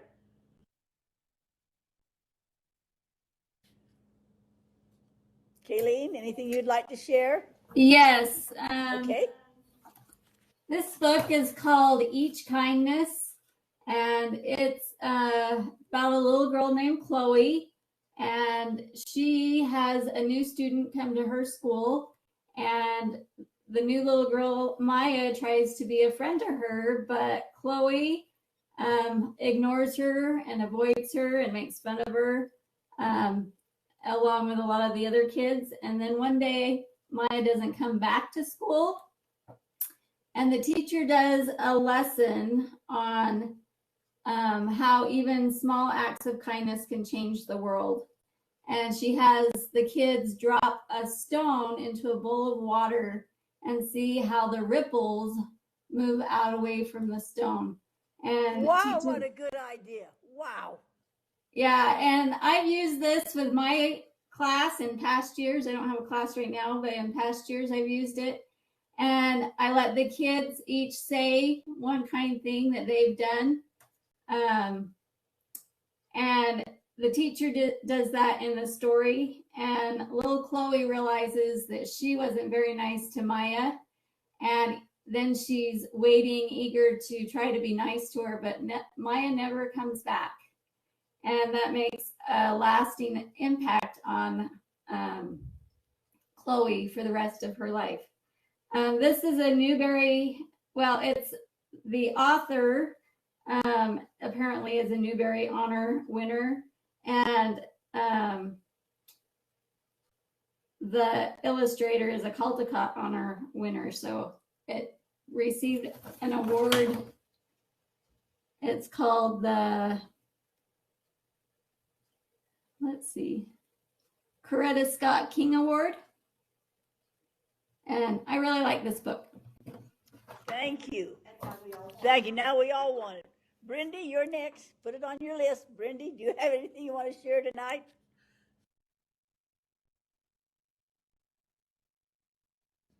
Brindy, we lost you. Anything you want to share, Brindy? No, not tonight. Okay. Cheyenne, anything you'd like to share? Not tonight. Okay, Jesse? I'll share one. So I live in southern Utah, live next to the Navajo reservation. I taught on the Navajo reservation last year, and we were looking for books that we could do as kind of like a school project. And when I read this book, I didn't even know that it was a Newbery Award winner. So it shows you how much I was paying attention to the accolades of the book. And so I'm not going to talk too much of it because somebody may talk about it later. But it's called Walk Two Moons by Sharon Creech. It's a fantastic book. I loved it. I share it with my students as much as I can because a lot of my students not only are ELL, but they are Native American. And so it has a lot of ties that they can find themselves pondering the same questions that this 13-year-old girl, Sal, does as she kind of tries to figure out her life, find out her story, connect with her mother. And it was just a fantastic book. So if you haven't read it, know that it is a Newbery winner and that it is awesome. Jesse, do you know about the Code Talkers? Have you heard about those books? Oh, yes. Yeah, okay. I figured you would be down there. Thank you. Ashley Hatton, did you come tonight yet? Is she still at parent conference? I'm here. Ashley Rex. Okay, Ashley, anything you'd like to share tonight? I don't have anything tonight. Thanks. Okay. Marcia, anything you'd like to share tonight? Not tonight. Okay. Teresa, anything you'd like to share tonight? Yeah, I brought a book. So this is called Abby Yo-Yo. My daughter thinks it's funny. I discovered this last year when I was teaching preschool as part of their curriculum. It's basically about a giant, a scary giant. I think there's a picture of him on the back. Let's see. There he is. There he is. And he torments this village of people. And there's a father who has a magic wand. He makes things disappear. And then there's a boy that plays a ukulele. And so the people in the town, they kind of, the father and the son annoyed them. And so they ostracized them. And it uses that word in the book. And made them live on the edge of town. And then this monster came and the son sang a song and the monster liked it and he was dancing. And then he laid down and then the father made him disappear with his wand. But it's really fun, and I like to do, I like to have the kids do story acting with it because they love to act out this story. And then I actually used it in my class. I made a magic wand, and I would be like, abracadabra, say all the letters in the alphabet with me. So I used it throughout the whole year and incorporated the magic wand. So it was really fun. Thank you. Thank you. Amy, anything you'd like to share tonight? Yes, I brought a book. So I brought That Is Not a Good Idea by Mo Williams. And I read this I read this to my kindergartners at the beginning of the school year. And it's really fun because there's different elements in it. Like this, the first page doesn't have any words. And so it's just them looking at each other. So you can kind of talk about how there's no words, but we can tell what's happening. And then so the goose and the fox meet each other. And he says, do you want to come to dinner? And she's like, sure, that sounds like a good idea. So then her little chicks come into play. And they're like, that is not a good idea. And then he keeps asking her, like, do you want to go for a walk in the deep, dark woods? And she's like, that sounds like fun. And the chicks get like madder and madder as it goes along, and they get more intense. And they're like, that is really not a good idea. And their faces like start to get more dramatic. And then he's like, do you want to come into the kitchen? She's like, yeah, I'd love to. And then they're like, that is really, really not a good idea. So like, as we're reading it, like we're getting more intense. And then he puts it on the stove and says, there's something missing. Do you want to smell it? And the chicks are getting really, really upset. They're starting to panic and they add more reallys into it. Well, it turns out at the end that they're not trying to warn her that she shouldn't be going for a walk with a stranger. They're actually trying to warn Mr. Wolf because she shoves him in the stew. And she says, there is an ingredient's missing. And then she says, you, and pushes him in. And then it shows them. And they're like, well, we tried to warn you. And so, and then they're eating the wolf stew. So I read this with my kindergartners and we talk about the importance of rules and procedures and why we have them and how we're trying to stay safe. And even if someone's like, hey, we should go do this, and you know it's wrong, you can say, nope, that is not a good idea. So, and that she should have listened to it, and they love it. And they're like, read it again. And it's such a fast read that we can read it a couple of times and then I'll leave it out and read it during the week, but the kids love it. Thank you. I've never seen that. That's a wonderful one. Thank you. Stacy, anything you'd like to share tonight? Yes, I do. I actually brought a few just because I'm a picture book nerd, but I love the one with Each Kindness. I do that one every year. That's a great one. But the one I brought tonight, can you see me? Can't tell if you can. You're fine. Okay. It's All the Places That I Love. First of all, it's got wonderful, beautiful illustrations in the book. And this talks about, at the beginning of it talks about a little boy that when he's born, his grandpa puts his name in the rafters of the barn. And it kind of just goes through the life of the little boy and keeps talking about the farm and talks about that you guys can still hear me, right? Yes, you're fine. Okay, good. I Okay, didn't push my buttons to keep okay, things good. going. I freaked a minute. I went, what did I do? Anyway, No, so you're just fine. It's me. no worries, but it's a beautifully worded. It has tons of similes in it, great descriptive words, great adjectives.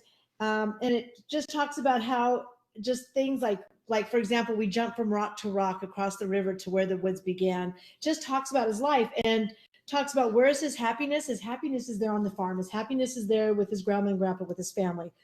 And and at the very end of the story, when he first is born, his grandma holds him up to the window, and at the end of it, his little sister's being held up, and the grandpa's putting her name in the rafter. And so it just kind of ends with that. And so we talk about how, nowadays how kids really want everything and how we can be content. And I always have the kids do a writing, and they have to really talk about using describing words and similes, the places that they love. And it's by Patricia Maclachlan. I'm sorry, it's SEP week next week, and I'm really tired. And can I say one more real quick, which is science, because I teach at a science school, but this is a great book too for science called Eye to Eye. And it's a picture book, and it just talks about all the different eyes of different animals. And then I saw it in a science book years ago. So I take a bunch of straws and we put a rubber band together and cut them. And the kids would look through and see one of the types of the eyes of that one. I actually grabbed it on the way out. And so if you can see right here, it has just little different ones you can do. You do a pinhole one so they can see what it's like if you were a clam, how you would see out of the clam. It has different ones that you can do. The camera eye, the one with all the little lenses, if you only could see up close. But my kids really love that because I love to read that story, and then they're going to go investigate those adaptations for all those different animals. So, and that's a good one too. So, Thank you. Ashley Ricks, anything you'd like to share tonight? I don't think she's there. Ashley? No. Tony, anything you'd like to share tonight? I did bring one. Can you see? It's called Stand Tall, Molly Lou Mellon. Just a cute picture book with a good storyline. It talks about this little girl that her grandma used to, like, she was this tiny, she was the shortest girl in the first grade, and her grandma would always tell her, walk proudly and let the world, will look up to you. So she walked around really proud. And then she had these great big buck teeth, but her grandma said, smile big, the world will smile right alongside with you. And then, so there's all these different things, but she ended up moving away from her grandma. Oh, and she had a horrible singing voice too, but her grandma said, the world will have tears of joy when they hear you sing.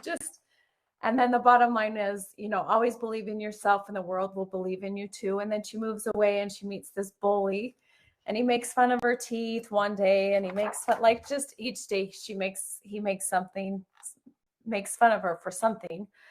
And then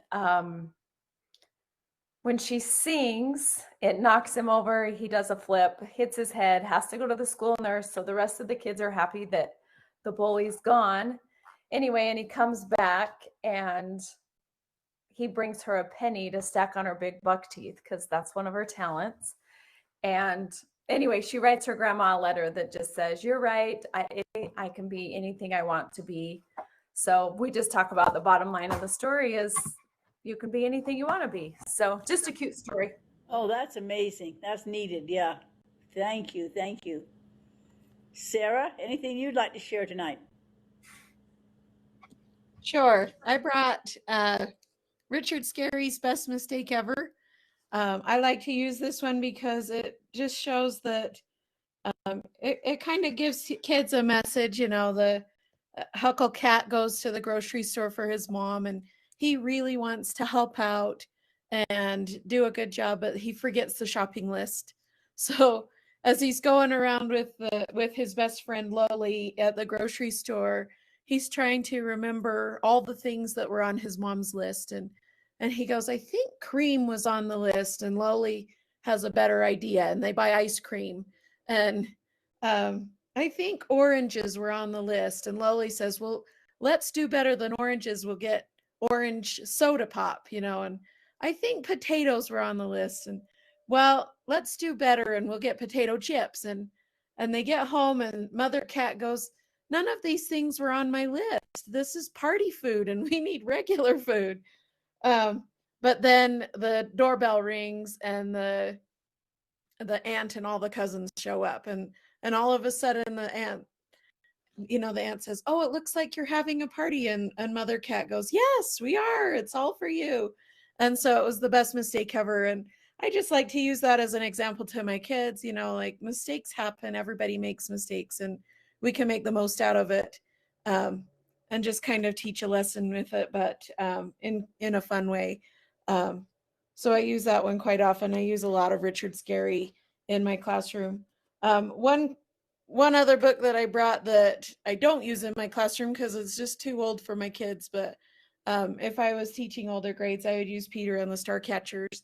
It's a different twist on Peter Pan, and I think it brings a lot of interest in for kids who maybe are struggling with finding books that they want to read that are interesting to them, because it has pirates and adventures and magical things, and it would be perfect for either a boy or a girl. It has pictures in it that are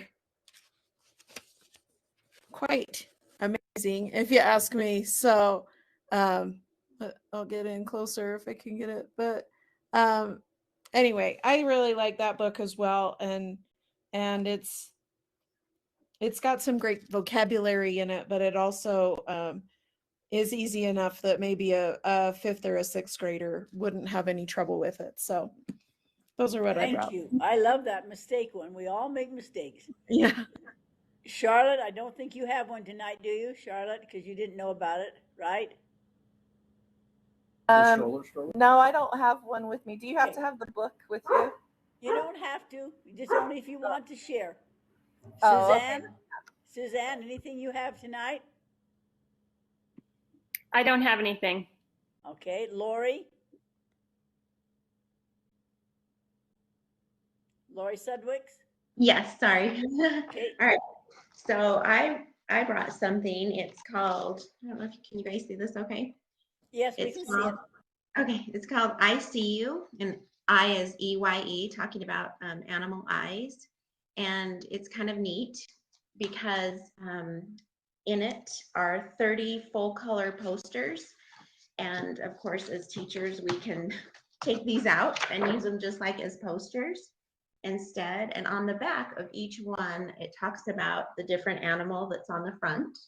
And it tells, there's about 4 or 5 paragraphs on the back, and it says interesting things about the animal's eyes and what they can and can't do and what they can see. And on the very last paragraph is something like a really interesting fact about that. And what you can use these for is you can assign or have the children pick a poster, and you can have them either like write it, read all the information on the back, and then either write a summary or like the main idea and 3 details or something, and then they can go ahead and present it to the class. And the kids absolutely love them because they're such neat pictures. And what they like is when, as they're giving their summary or whatever to the class, they can hold up the picture for the class. So it's like, oh, the class is looking at this poster and not me. And it's for probably, I would use it with like either 8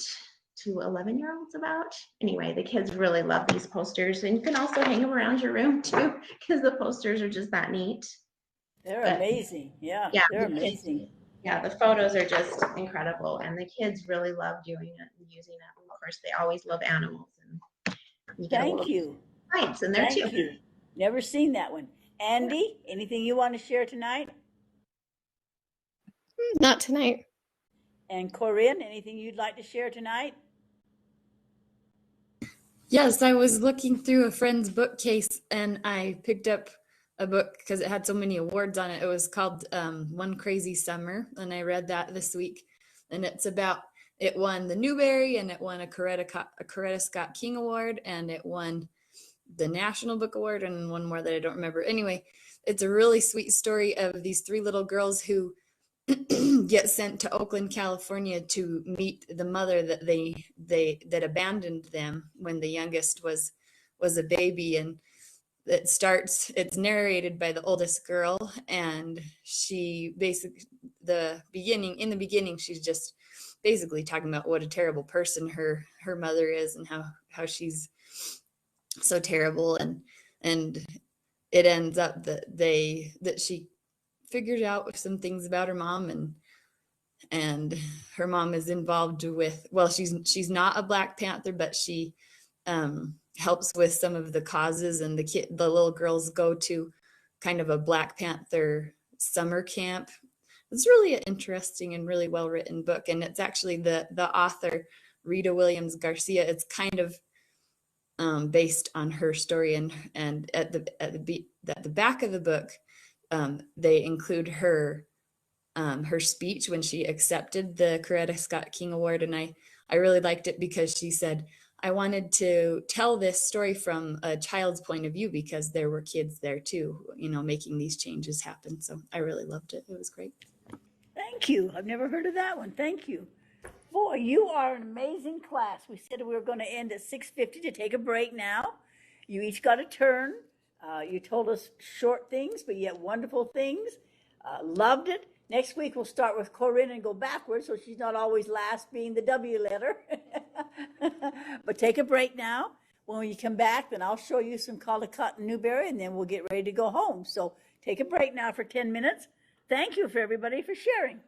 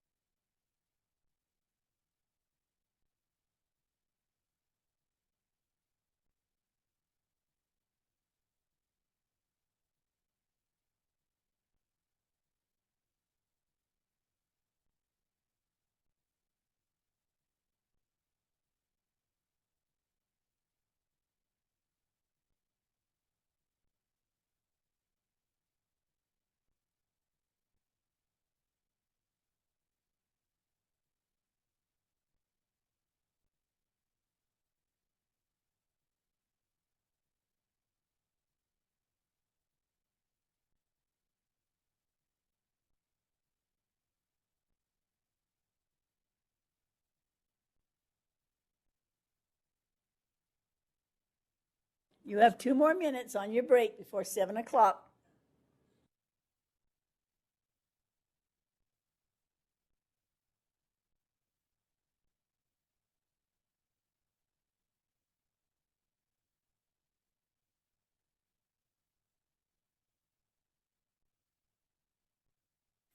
Louise, I have a question.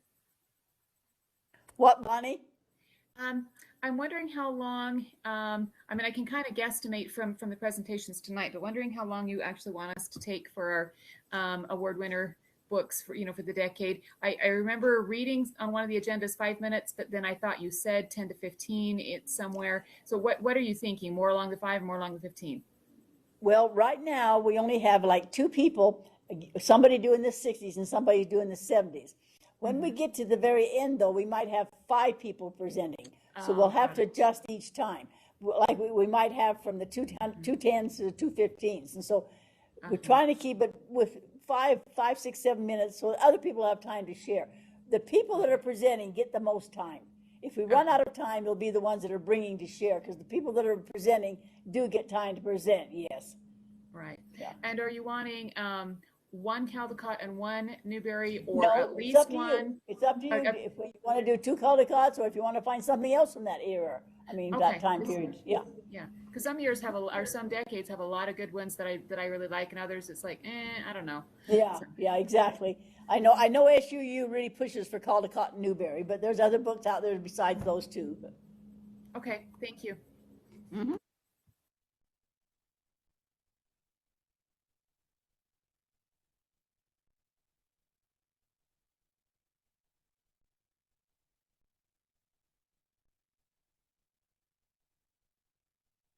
Laura just had a good question. How do I have to report this on Canvas now? You can either put a little blurb that summarizes the book you did or the books you did, or you can simply write, I did it, because we're all listening to you. I'm not going to burden you with homework. All right, it's 7 o'clock. If you look at the schedule, it's my turn to present a few books to you. I won't take too long, and we'll go home, because I know you need to go home and just rest, put your feet up. So I know that. But anyway, let me show you what I brought to share tonight. One thing I really brought that it really helps everybody. Let me turn this up as high as I can get it. This is a book, not very expensive, just a paperback book that explains all the Newberry and all the Caldecott and gives you something to do with each one of them. Now, this book, it was written in it doesn't go clear up to 1921. This book was written in 1997. So it only goes up to 1997. They may have a new one now. I don't know. I haven't looked.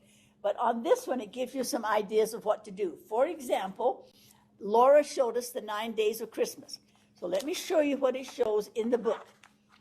On the 9 days of Christmas in the book, it will tell you a little bit about the book, a little bit for the discussion.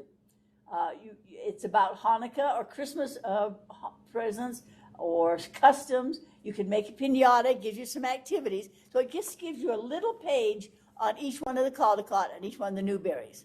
So this is a great book as a resource if you don't know a lot about them. So Laura showed us the 9 days of Christmas, which was the winter in 1960. And then in 1961, it was Babushka and the Three Kings. It's a Russian story illustrated by Nicholas Sivaka. A Russian peasant woman, old Babushka, declined to go with the 3 kings in search of the newborn child. Now, every year at Christmas time, she continues her endless search. On her way, she leaves gifts for the children.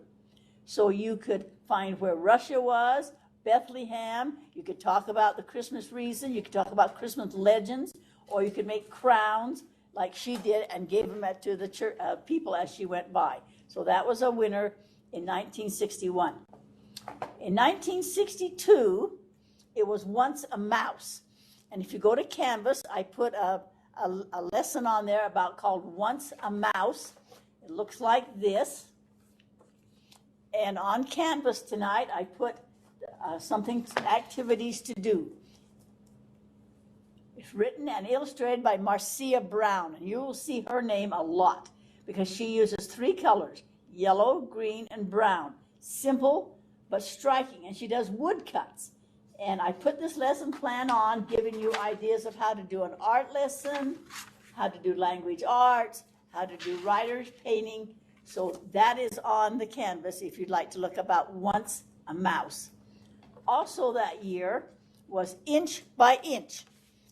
I found that a lot of my children had no idea what an inchworm was. You'll also see this name a lot, Leo Leoni. He is a winner many, many times over. Just here comes a little inchworm. Have you ever seen an inchworm? You can bring an inchworm in your class. Will the little bird eat the inchworm? What happens to an inchworm? You know, an inch isn't very big. It's a great way to introduce measurement and nature and things outdoors. Another book that's very helpful I found is called Using Caldecots Across the Curriculum. And in here it gives you some ideas for Marriott on the High Wire, The Snowy Day, Officer Buckle and Gloria. So it gives you ideas on some of these books right here. The Song and Dance Man is a great one. It says, put some pennies on the bottom of your shoe and do the old vaudeville. Let the children feel what it sounds like when they put pennies on their shoes and do tap dancing. So it's just cute ideas to use called Using Caldecots Across the Curriculum. Just little paperback books, but full of ideas. So in that one, it talks about the snowy day. Ezra Jack Keats, you'll see that name a lot because they'll winner many, many, many times. And Peter spends the idea of going out all day and playing in the snow. Simple story, but what do you like best about snow? What do you wear in the snow? What might be in your pocket to keep you warm? The illustrations show a variety of material. The mother's dress is made out of oilcloth. You could play in the snow. You could make a snow scene in a bottle. You could do a figurine. You could put glue and shake snow. You could do so many things with snow. Ezra Jack Keats has many, many wonderful books. The next one is also called Whistle for Willie, which won in 1963, and is a simple story of calling his dog home. How do you get your dog to come home? You whistle. Well, teach the children how to whistle. Simple, simple thing, but a great idea. In 1963, it was also the story of Mr. Rabbit and the Lovely Present. And here we go again, Charlotte Zolotoff and Maurice Sendak. Remember the train, what's it called? The Christmas train, the one goes from Heber. What's that train called? The Heber Creeper. Maurice Sendak did all those pictures of riding the train. So that's another one, Mr. Rabbit and the Lovely Present. Another one by Leo Leilani is called Swimming. What goes on under in the ocean? What's out there? Simple little book, but beautiful pictures of things you might find in the ocean. And so many of our children out here have never been to the ocean, but you can take them to the zoo and the aquarium and places. But simple little book, lots of color, called Swimming in 1964. Also, another one that's fun is Tommy DiPaolo. You'll see that a lot. In 1964, this was one of the winners, Hey Diddle Diddle and Other Mother Goose Rhymes. Great illustrations and Old King Cole, things that they know, Tom Tom the Piper's Son, Cock-a-Doodle-Doo. So that was a winner in 1964. Another one, I think this is amazing, in 1964, Mother Goose won that year. Here's some beautiful pictures of Mother Goose Rhymes again. Beautiful pictures of Mother Goose Rhymes. So for a while there, we went into Mother Goose and poetry, and she kind of lost her favor anymore. The little children don't get to hear as much Mother Goose as they should anymore. One of the big winners, I'm sure you know this one in 1964, was the winner Where the Wild Things Are by Maurice Sendak. There's that word again. Max is sent to bed without supper, and he travels to the land of where the wild things are. He becomes their king. After he becomes lonely, he returns back to his supper. So what kind of mischief caused this punishment? Have you ever been punished? Would you go where the wild things are? What are wild things? And how come when he gets back, his supper's still warm? If he's been to all these places, then why is his supper still warm when he gets back? You could draw a wild thing. You could make a mask. You could talk about the effective words. He has great words in it and lovely pictures. Again, Maurice Sendak.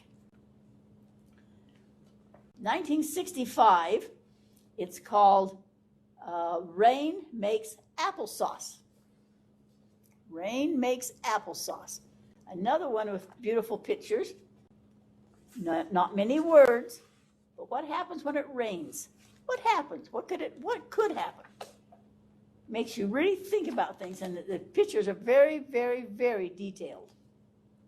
And then we just talked about Always Room for One More. Laura showed us that one, a winner in 1966. Another one called An English Folktale was an honor book in 1966. It's called Tom Ti Tot, a funny word and a funny people, and it's all done in green and black, and it's poetry. And it goes, it's amazing what happens. It goes longer and longer, but it's a great book, and the children don't seem to like it as much. I really like it. And then Laura also showed us Drummer Hoff, and it repeats itself over and over and over. And that's a winner. And then in 1969, Why the Sun and the Moon Live in the Sky.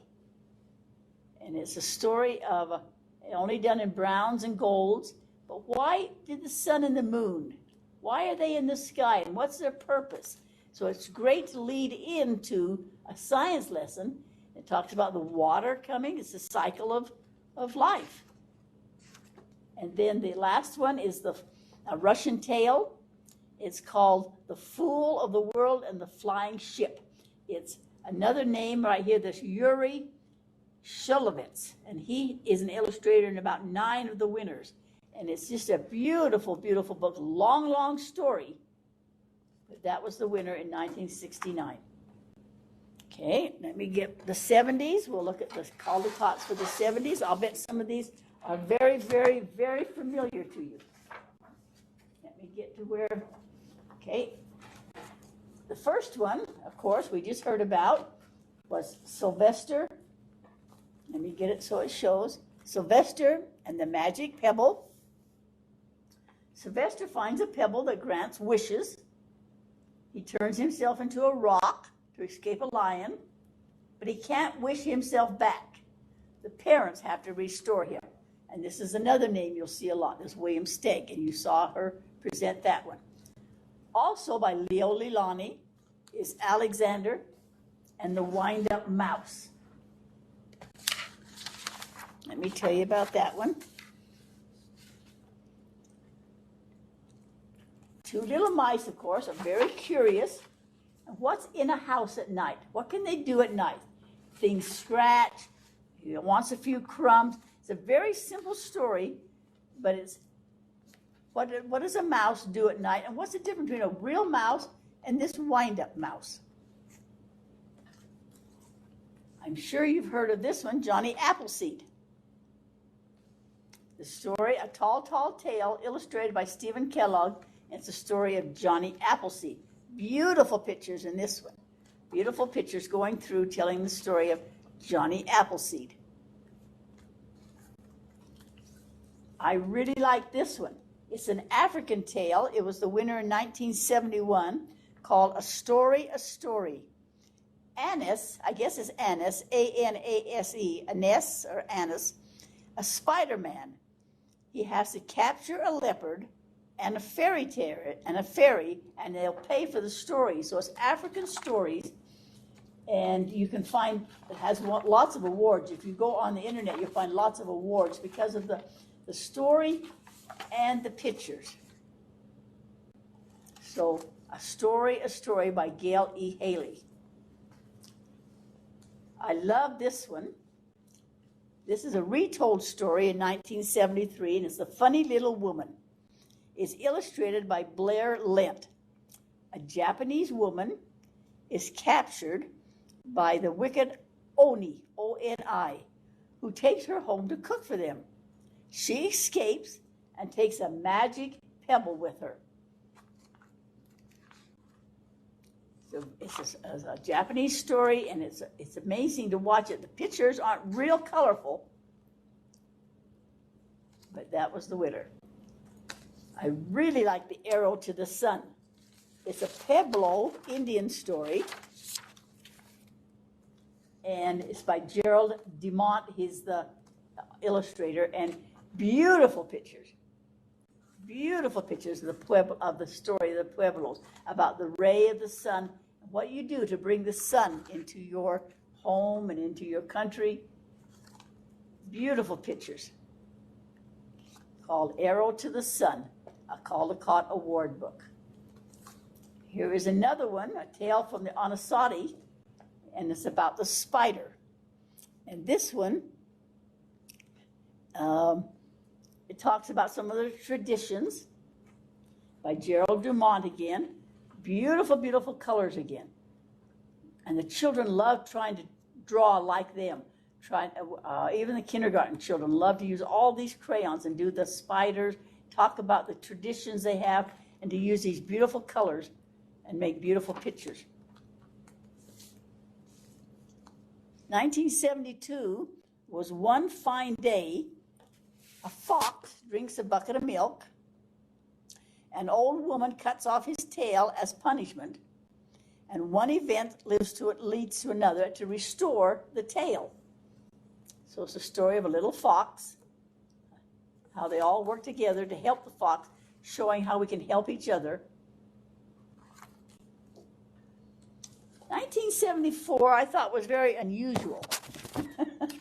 This one's called an untrue tale called The Judge, with pictures by Margaret Zumach. It's very different, very, very different. An anxious prisoner, after anxious prisoner wants to get out of jail, but the judge has to give them out. It's supposed to be a funny, funny story. I personally didn't like it. Can I say that? But it rhymes. This is prisoner number 1. Let the justice be done. This is prisoner number 2. I don't know what to do. Do you? So it is for poetry.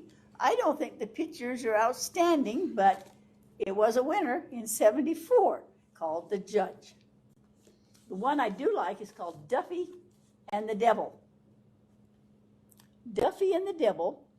Duffy is lazy and brags about her spinning until the squire says, well, if you'll spin something for me, I will give you a gold coin. The devil appears, and she must tell him his name in 3 years or he'll take her away. Remember the spinning wheel where they had to spin the what am I trying to say? What's the name of that story where they spin?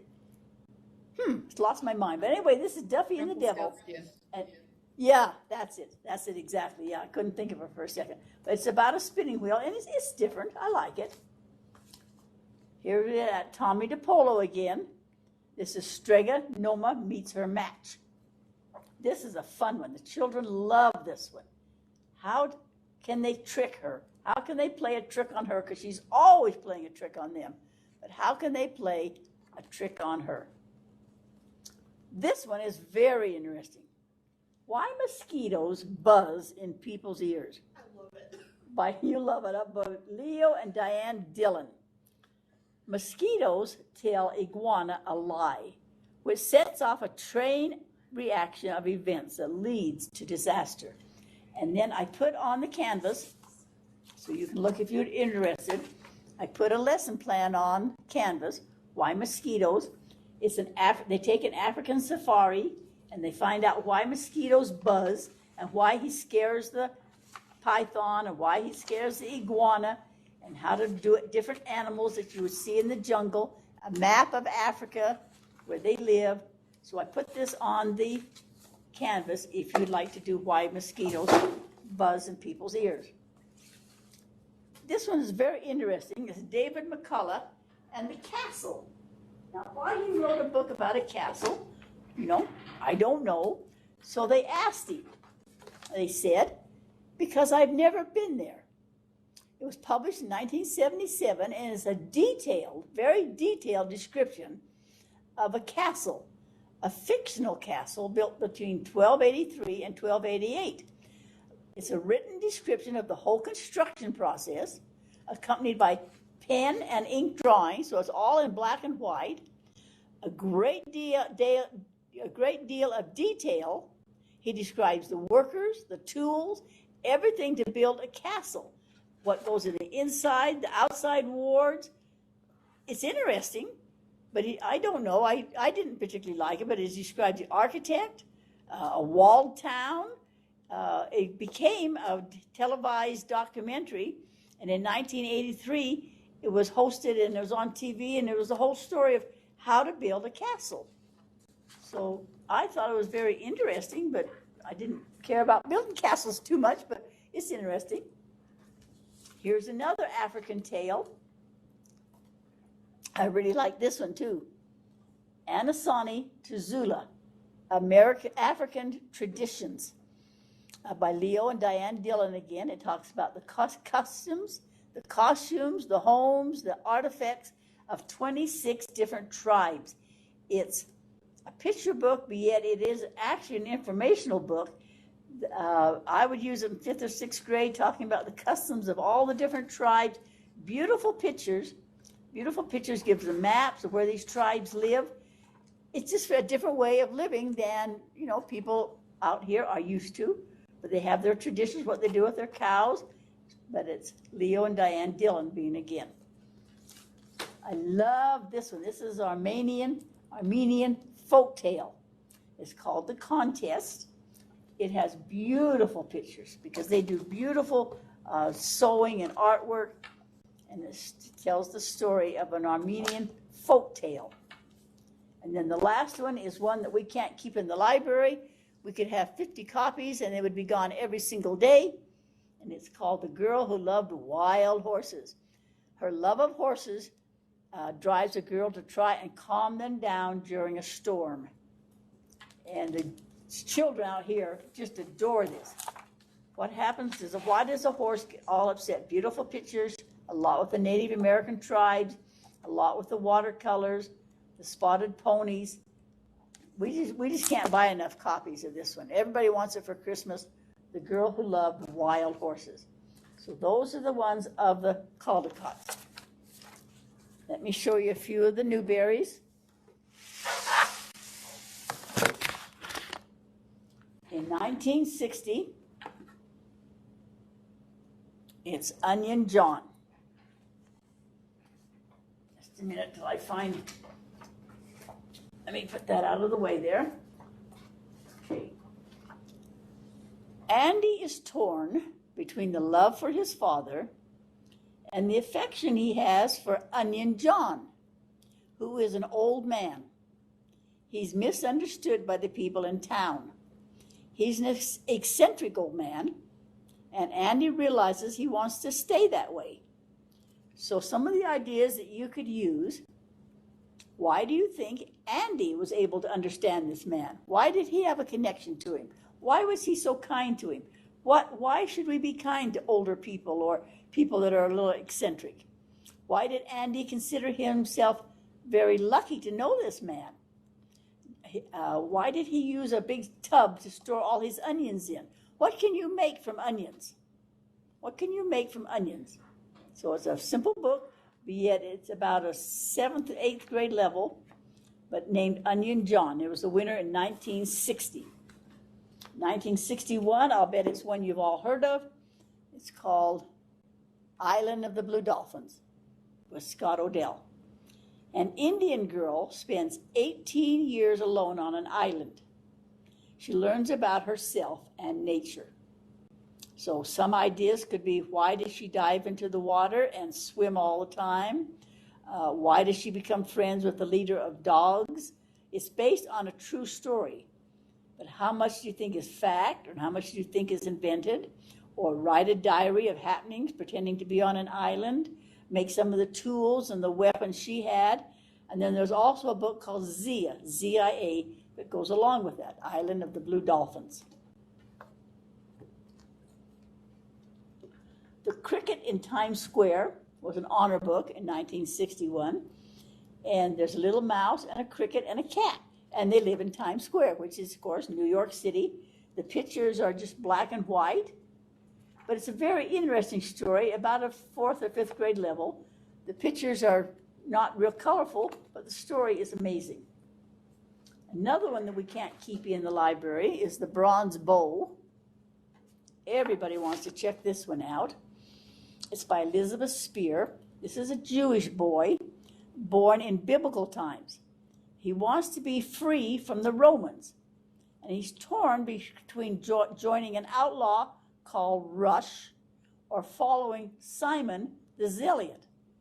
And it's written so well that the 7th and 8th grade boys check it out all the time, because I don't know why. I asked them, and they said, well, it changes your way of thinking. He said, why should we be kind to everybody? There's even some Bible passages in it, and it tells the traits of this boy and how kind he is just to everybody, whether they fit in or whether they don't fit in. And so it's very, very, very popular. Another one is called The Golden Goblet. It's the Puffin Newberry Library Award, and McGraw wrote this book because she had a grandson that wouldn't read, and he didn't want any pictures, so she wrote it without any pictures at all. I found this on the shelf, and it's been there, 2 years, and no one has checked it out. But this is what it's about. This man wants to be a master goldsmith like his father was, but he cannot be that because his wicked half-brother beat him and will not let him do anything but be a stonecutter. But he makes a golden goblet. I haven't read it myself, and nobody at school has either, but that was one of the winners. Here we go with Madeline d'Ingle, A Wrinkle in Time. You've heard about that one, because she just talked about it. With the help of a friend, Meg and Charles Wallace search for their scientist father in the 5th dimension. There are 3 mysterious women to show them how to find ideas. So what's the 5th dimension? And can you practice bouncing a ball and skipping a rope at the same time? It's just lots of ideas. How do you make Megan feel better? Everything that Madeline d'Ingle writes is wonderful. But A Wrinkle in Time has been made into a movie and many things. This is one they already talked about. It's Like This Cat. A teenager in New York talks to a cat now to ease his trouble, and he gets 2 new friends. And so why does he want a cat instead of a dog? And you could write a letter, and why should you be kind to each other, and how does a cat help? This is another one we can't keep on the shelf, and it's called Rascal. Sometimes children just feel like being outdoors, and he finds a raccoon. There's plenty of them at our house. I've caught so many you can't believe it.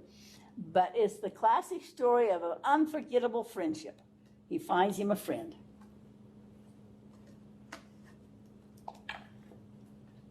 This was, every time you see this E.L. Konigsberg, that's another one that has won of many, many things. This one's called Jennifer, He Cat, Macbeth, William McKinley, and me, Elizabeth. Just the story of a little girl who finds a friendship. And it's the same lady that wrote the Mixed Up Files of Basil E. Frankweiler. And the last one is the Mixed Up Files of Mrs. Basil E. Frankweiler. These 2 children shut themselves in a museum, and what they find in their staying there all night. Just a few more, and these are from the 70s, and some of these we've already talked about. Another favorite is Sounder. If you haven't read Sounder, you need to read Sounder. A black man is sentenced to a chain gang for stealing food during the Depression. His son searched for his father and his dog Sounder, who was wounded during the arrest. The Summer of the Swans. A teenage girl's outlook on life changes after her mentally retarded brother disappears in search of the swans. This is another one we can't keep on the shelf. 1972 winner. Mrs. Frisbee and the Rats of Nim by Robert O'Brien. A group of laboratory rats is given human intelligence. They escape and establish their own community. A mouse named Mrs. Frisbee seeks their help when one of the children become ill. That we can't get enough of those. And this is another one we can't keep enough on the shelf. Jean Craighead George. Last year she came to BYU and presented at their summer literature thing. Julie's Wolf Pack. It's also Julie of the Wolves. There's 4 or 5 of them, about an Eskimo girl. And she befriends a pack of wolves and they befriend her. This is a very interesting one in 1974. It's called The Slave Dancer by Paula Fox. A boy is kidnapped and he has to play his fife. What's a fife? This musical instrument right here. Aboard a slave ship. The ship is destroyed and Jesse and a black boy are the only survivors and they learn to work together. Now, I know there's been a lot on the critical race theory out lately, and this is one of the books that has been approved as being more accurate to show slavery and the slave ship and the slave dancer. I'll bet you've heard of this one. Roll of Thunder, Hear My Cry. A black family in Mississippi struggles to live and retain their pride during the Depression. This one we just talked about, called it's 1978, Bridge to Terabitha by Catherine Peterson. The Burkes move into the old Perkins place. They don't fit well in the community. The house is full of books and they don't own a TV. The children create the kingdom of Terabitha. So that's what these children are doing in their imaginations. And then the last one we're going to look at is called The Resting Game by Ellen Raskin. A girl sneaks into the Weston mansion and discovers the body of Samuel Weston. His will states that the one who solves the riddle will inherit the mansion. So those are some of the favorites. Now to end with, I want to show you just one more that didn't win any awards. And I think they're crazy that they didn't give it an award. Let me move these out of the way so they won't be disturbing. This is called Tops and Bottoms. And on canvas, I put the story of Tops and Bottoms and also some activities. The children love this thing. Here's a bear that wants to sleep. It won the Caldecott honor book, not a winner. The bear just wants to sleep. The rabbit is very industrious. So the bear owns some land and the rabbit does not. So the rabbit says, "Can I use your land and plant a garden?" And the bear says, "Well, only if you'll share with me." So he said, "Okay, whatever I plant, you can have the tops and I'll have the bottoms." So what could rabbit do? Now the book itself is unusual. The book does not open like a book opens. The book opens this way. So here are things that you plant in a garden, but what can rabbit plant so that he's going to get the best of the bear? So first of all, they talk about it, and bear says, "Yeah, you can do what you want, but I'll just sleep here on the porch." So rabbit has all these little family they have to feed, because rabbits have lots of them. So they cooked up a plan to make a fool of the bear. He hopped down the road, and of course the bear was asleep. He says, "I have an idea. We'll be business partners. I'll do all the work, I'll plant, I'll harvest, and we'll profit right down the middle. You sleep. I'll take the top half now." So what can the rabbit take that's going to trick the bear and not get the best of it? So while the bear sleeps, they plant, they water, they weed, Things start to grow. The bear keeps sleeping. He says, remember now, you get the tops and I get the bottoms. So when they harvest, Hare and his family dug up the carrots, the radishes, the beets, and gave the tops to the bear. But of course, he got the best stuff because he got the carrots, the radishes, and the beets, and the bear got that. The bear said, that's not right. That's not right. You're taking advantage of me. So this time, we'll trade. So the rabbits plant and water, and bear just sleeps. Here comes up the plants. Wake up, bear. It's time for the harvest. This time you get the bottoms. I'll take the tops. And the bear thinks, ha, ha, ha. This time I'll do better. So they gather the lettuce, the broccoli, and the celery. So now they've got the best again, and bear, he got what was underneath the ground. And bear's getting a little unhappy with it because he's not getting the best of it. Bear said, hey, you cheated me. No, you wanted the bottoms. You plant this field again. You've tricked me twice. And this time, you give me both the tops and the bottom. All right, said the rabbits, that's only fair. It's a done deal. So what can they do now that's going to trick that bear? Bear went back to sleep. The rabbits planted, watered, weeded. The kids love guessing. He can do this, he can do that, and they draw pictures and they write stories. Things are coming up. When it was time for the harvest, Hare said, come on, bear. This time you get the tops and the bottoms. The children can hardly wait for it to turn the pages. There in front of Bear's house was a pile of corn. Hare and his family had yanked up every corn stalk. Hare tugged off the roots at the bottom, the tassels at the top. So the bear got the roots and he got the tassels, but in the middle was the corn. So the rabbits won again. The bear was wide awake. That's it. From now on, I'll plant my own crops. I'll take the tops, the bottoms, and the middles. The rabbits didn't care. They had plenty of food to last them through the winter. So they tricked the bear, and the children just love it. What can they do to trick the bear?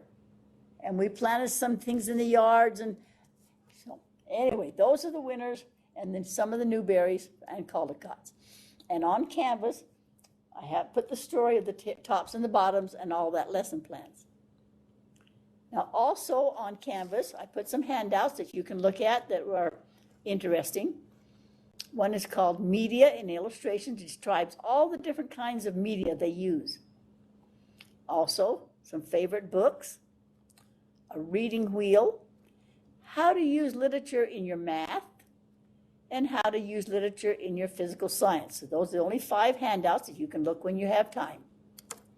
For next week now, read chapter 6. This is about multicultural, and if you have books that you like to bring on that. Chapter number 7 is just about organizing by genre. And then chapter 8 is picture books. So you could bring samples of your favorite multicultural and picture books. Bonnie will present from the 1980s, and Nicole F. something from the 1990s. Questions, concerns as we end tonight? I hope we've given you lots of fun things to think about. You can't buy them all, remember. Any comments or questions as we close? Good, we close early too, 20 to 8. Any comments or questions? All right, if not, see you next week then. That's a cute book, isn't it? Yeah. Tops and bottoms. How do you trick somebody? Thanks for sharing, Louise. Thank you. Yep, see you next week. Have a good night. Good week.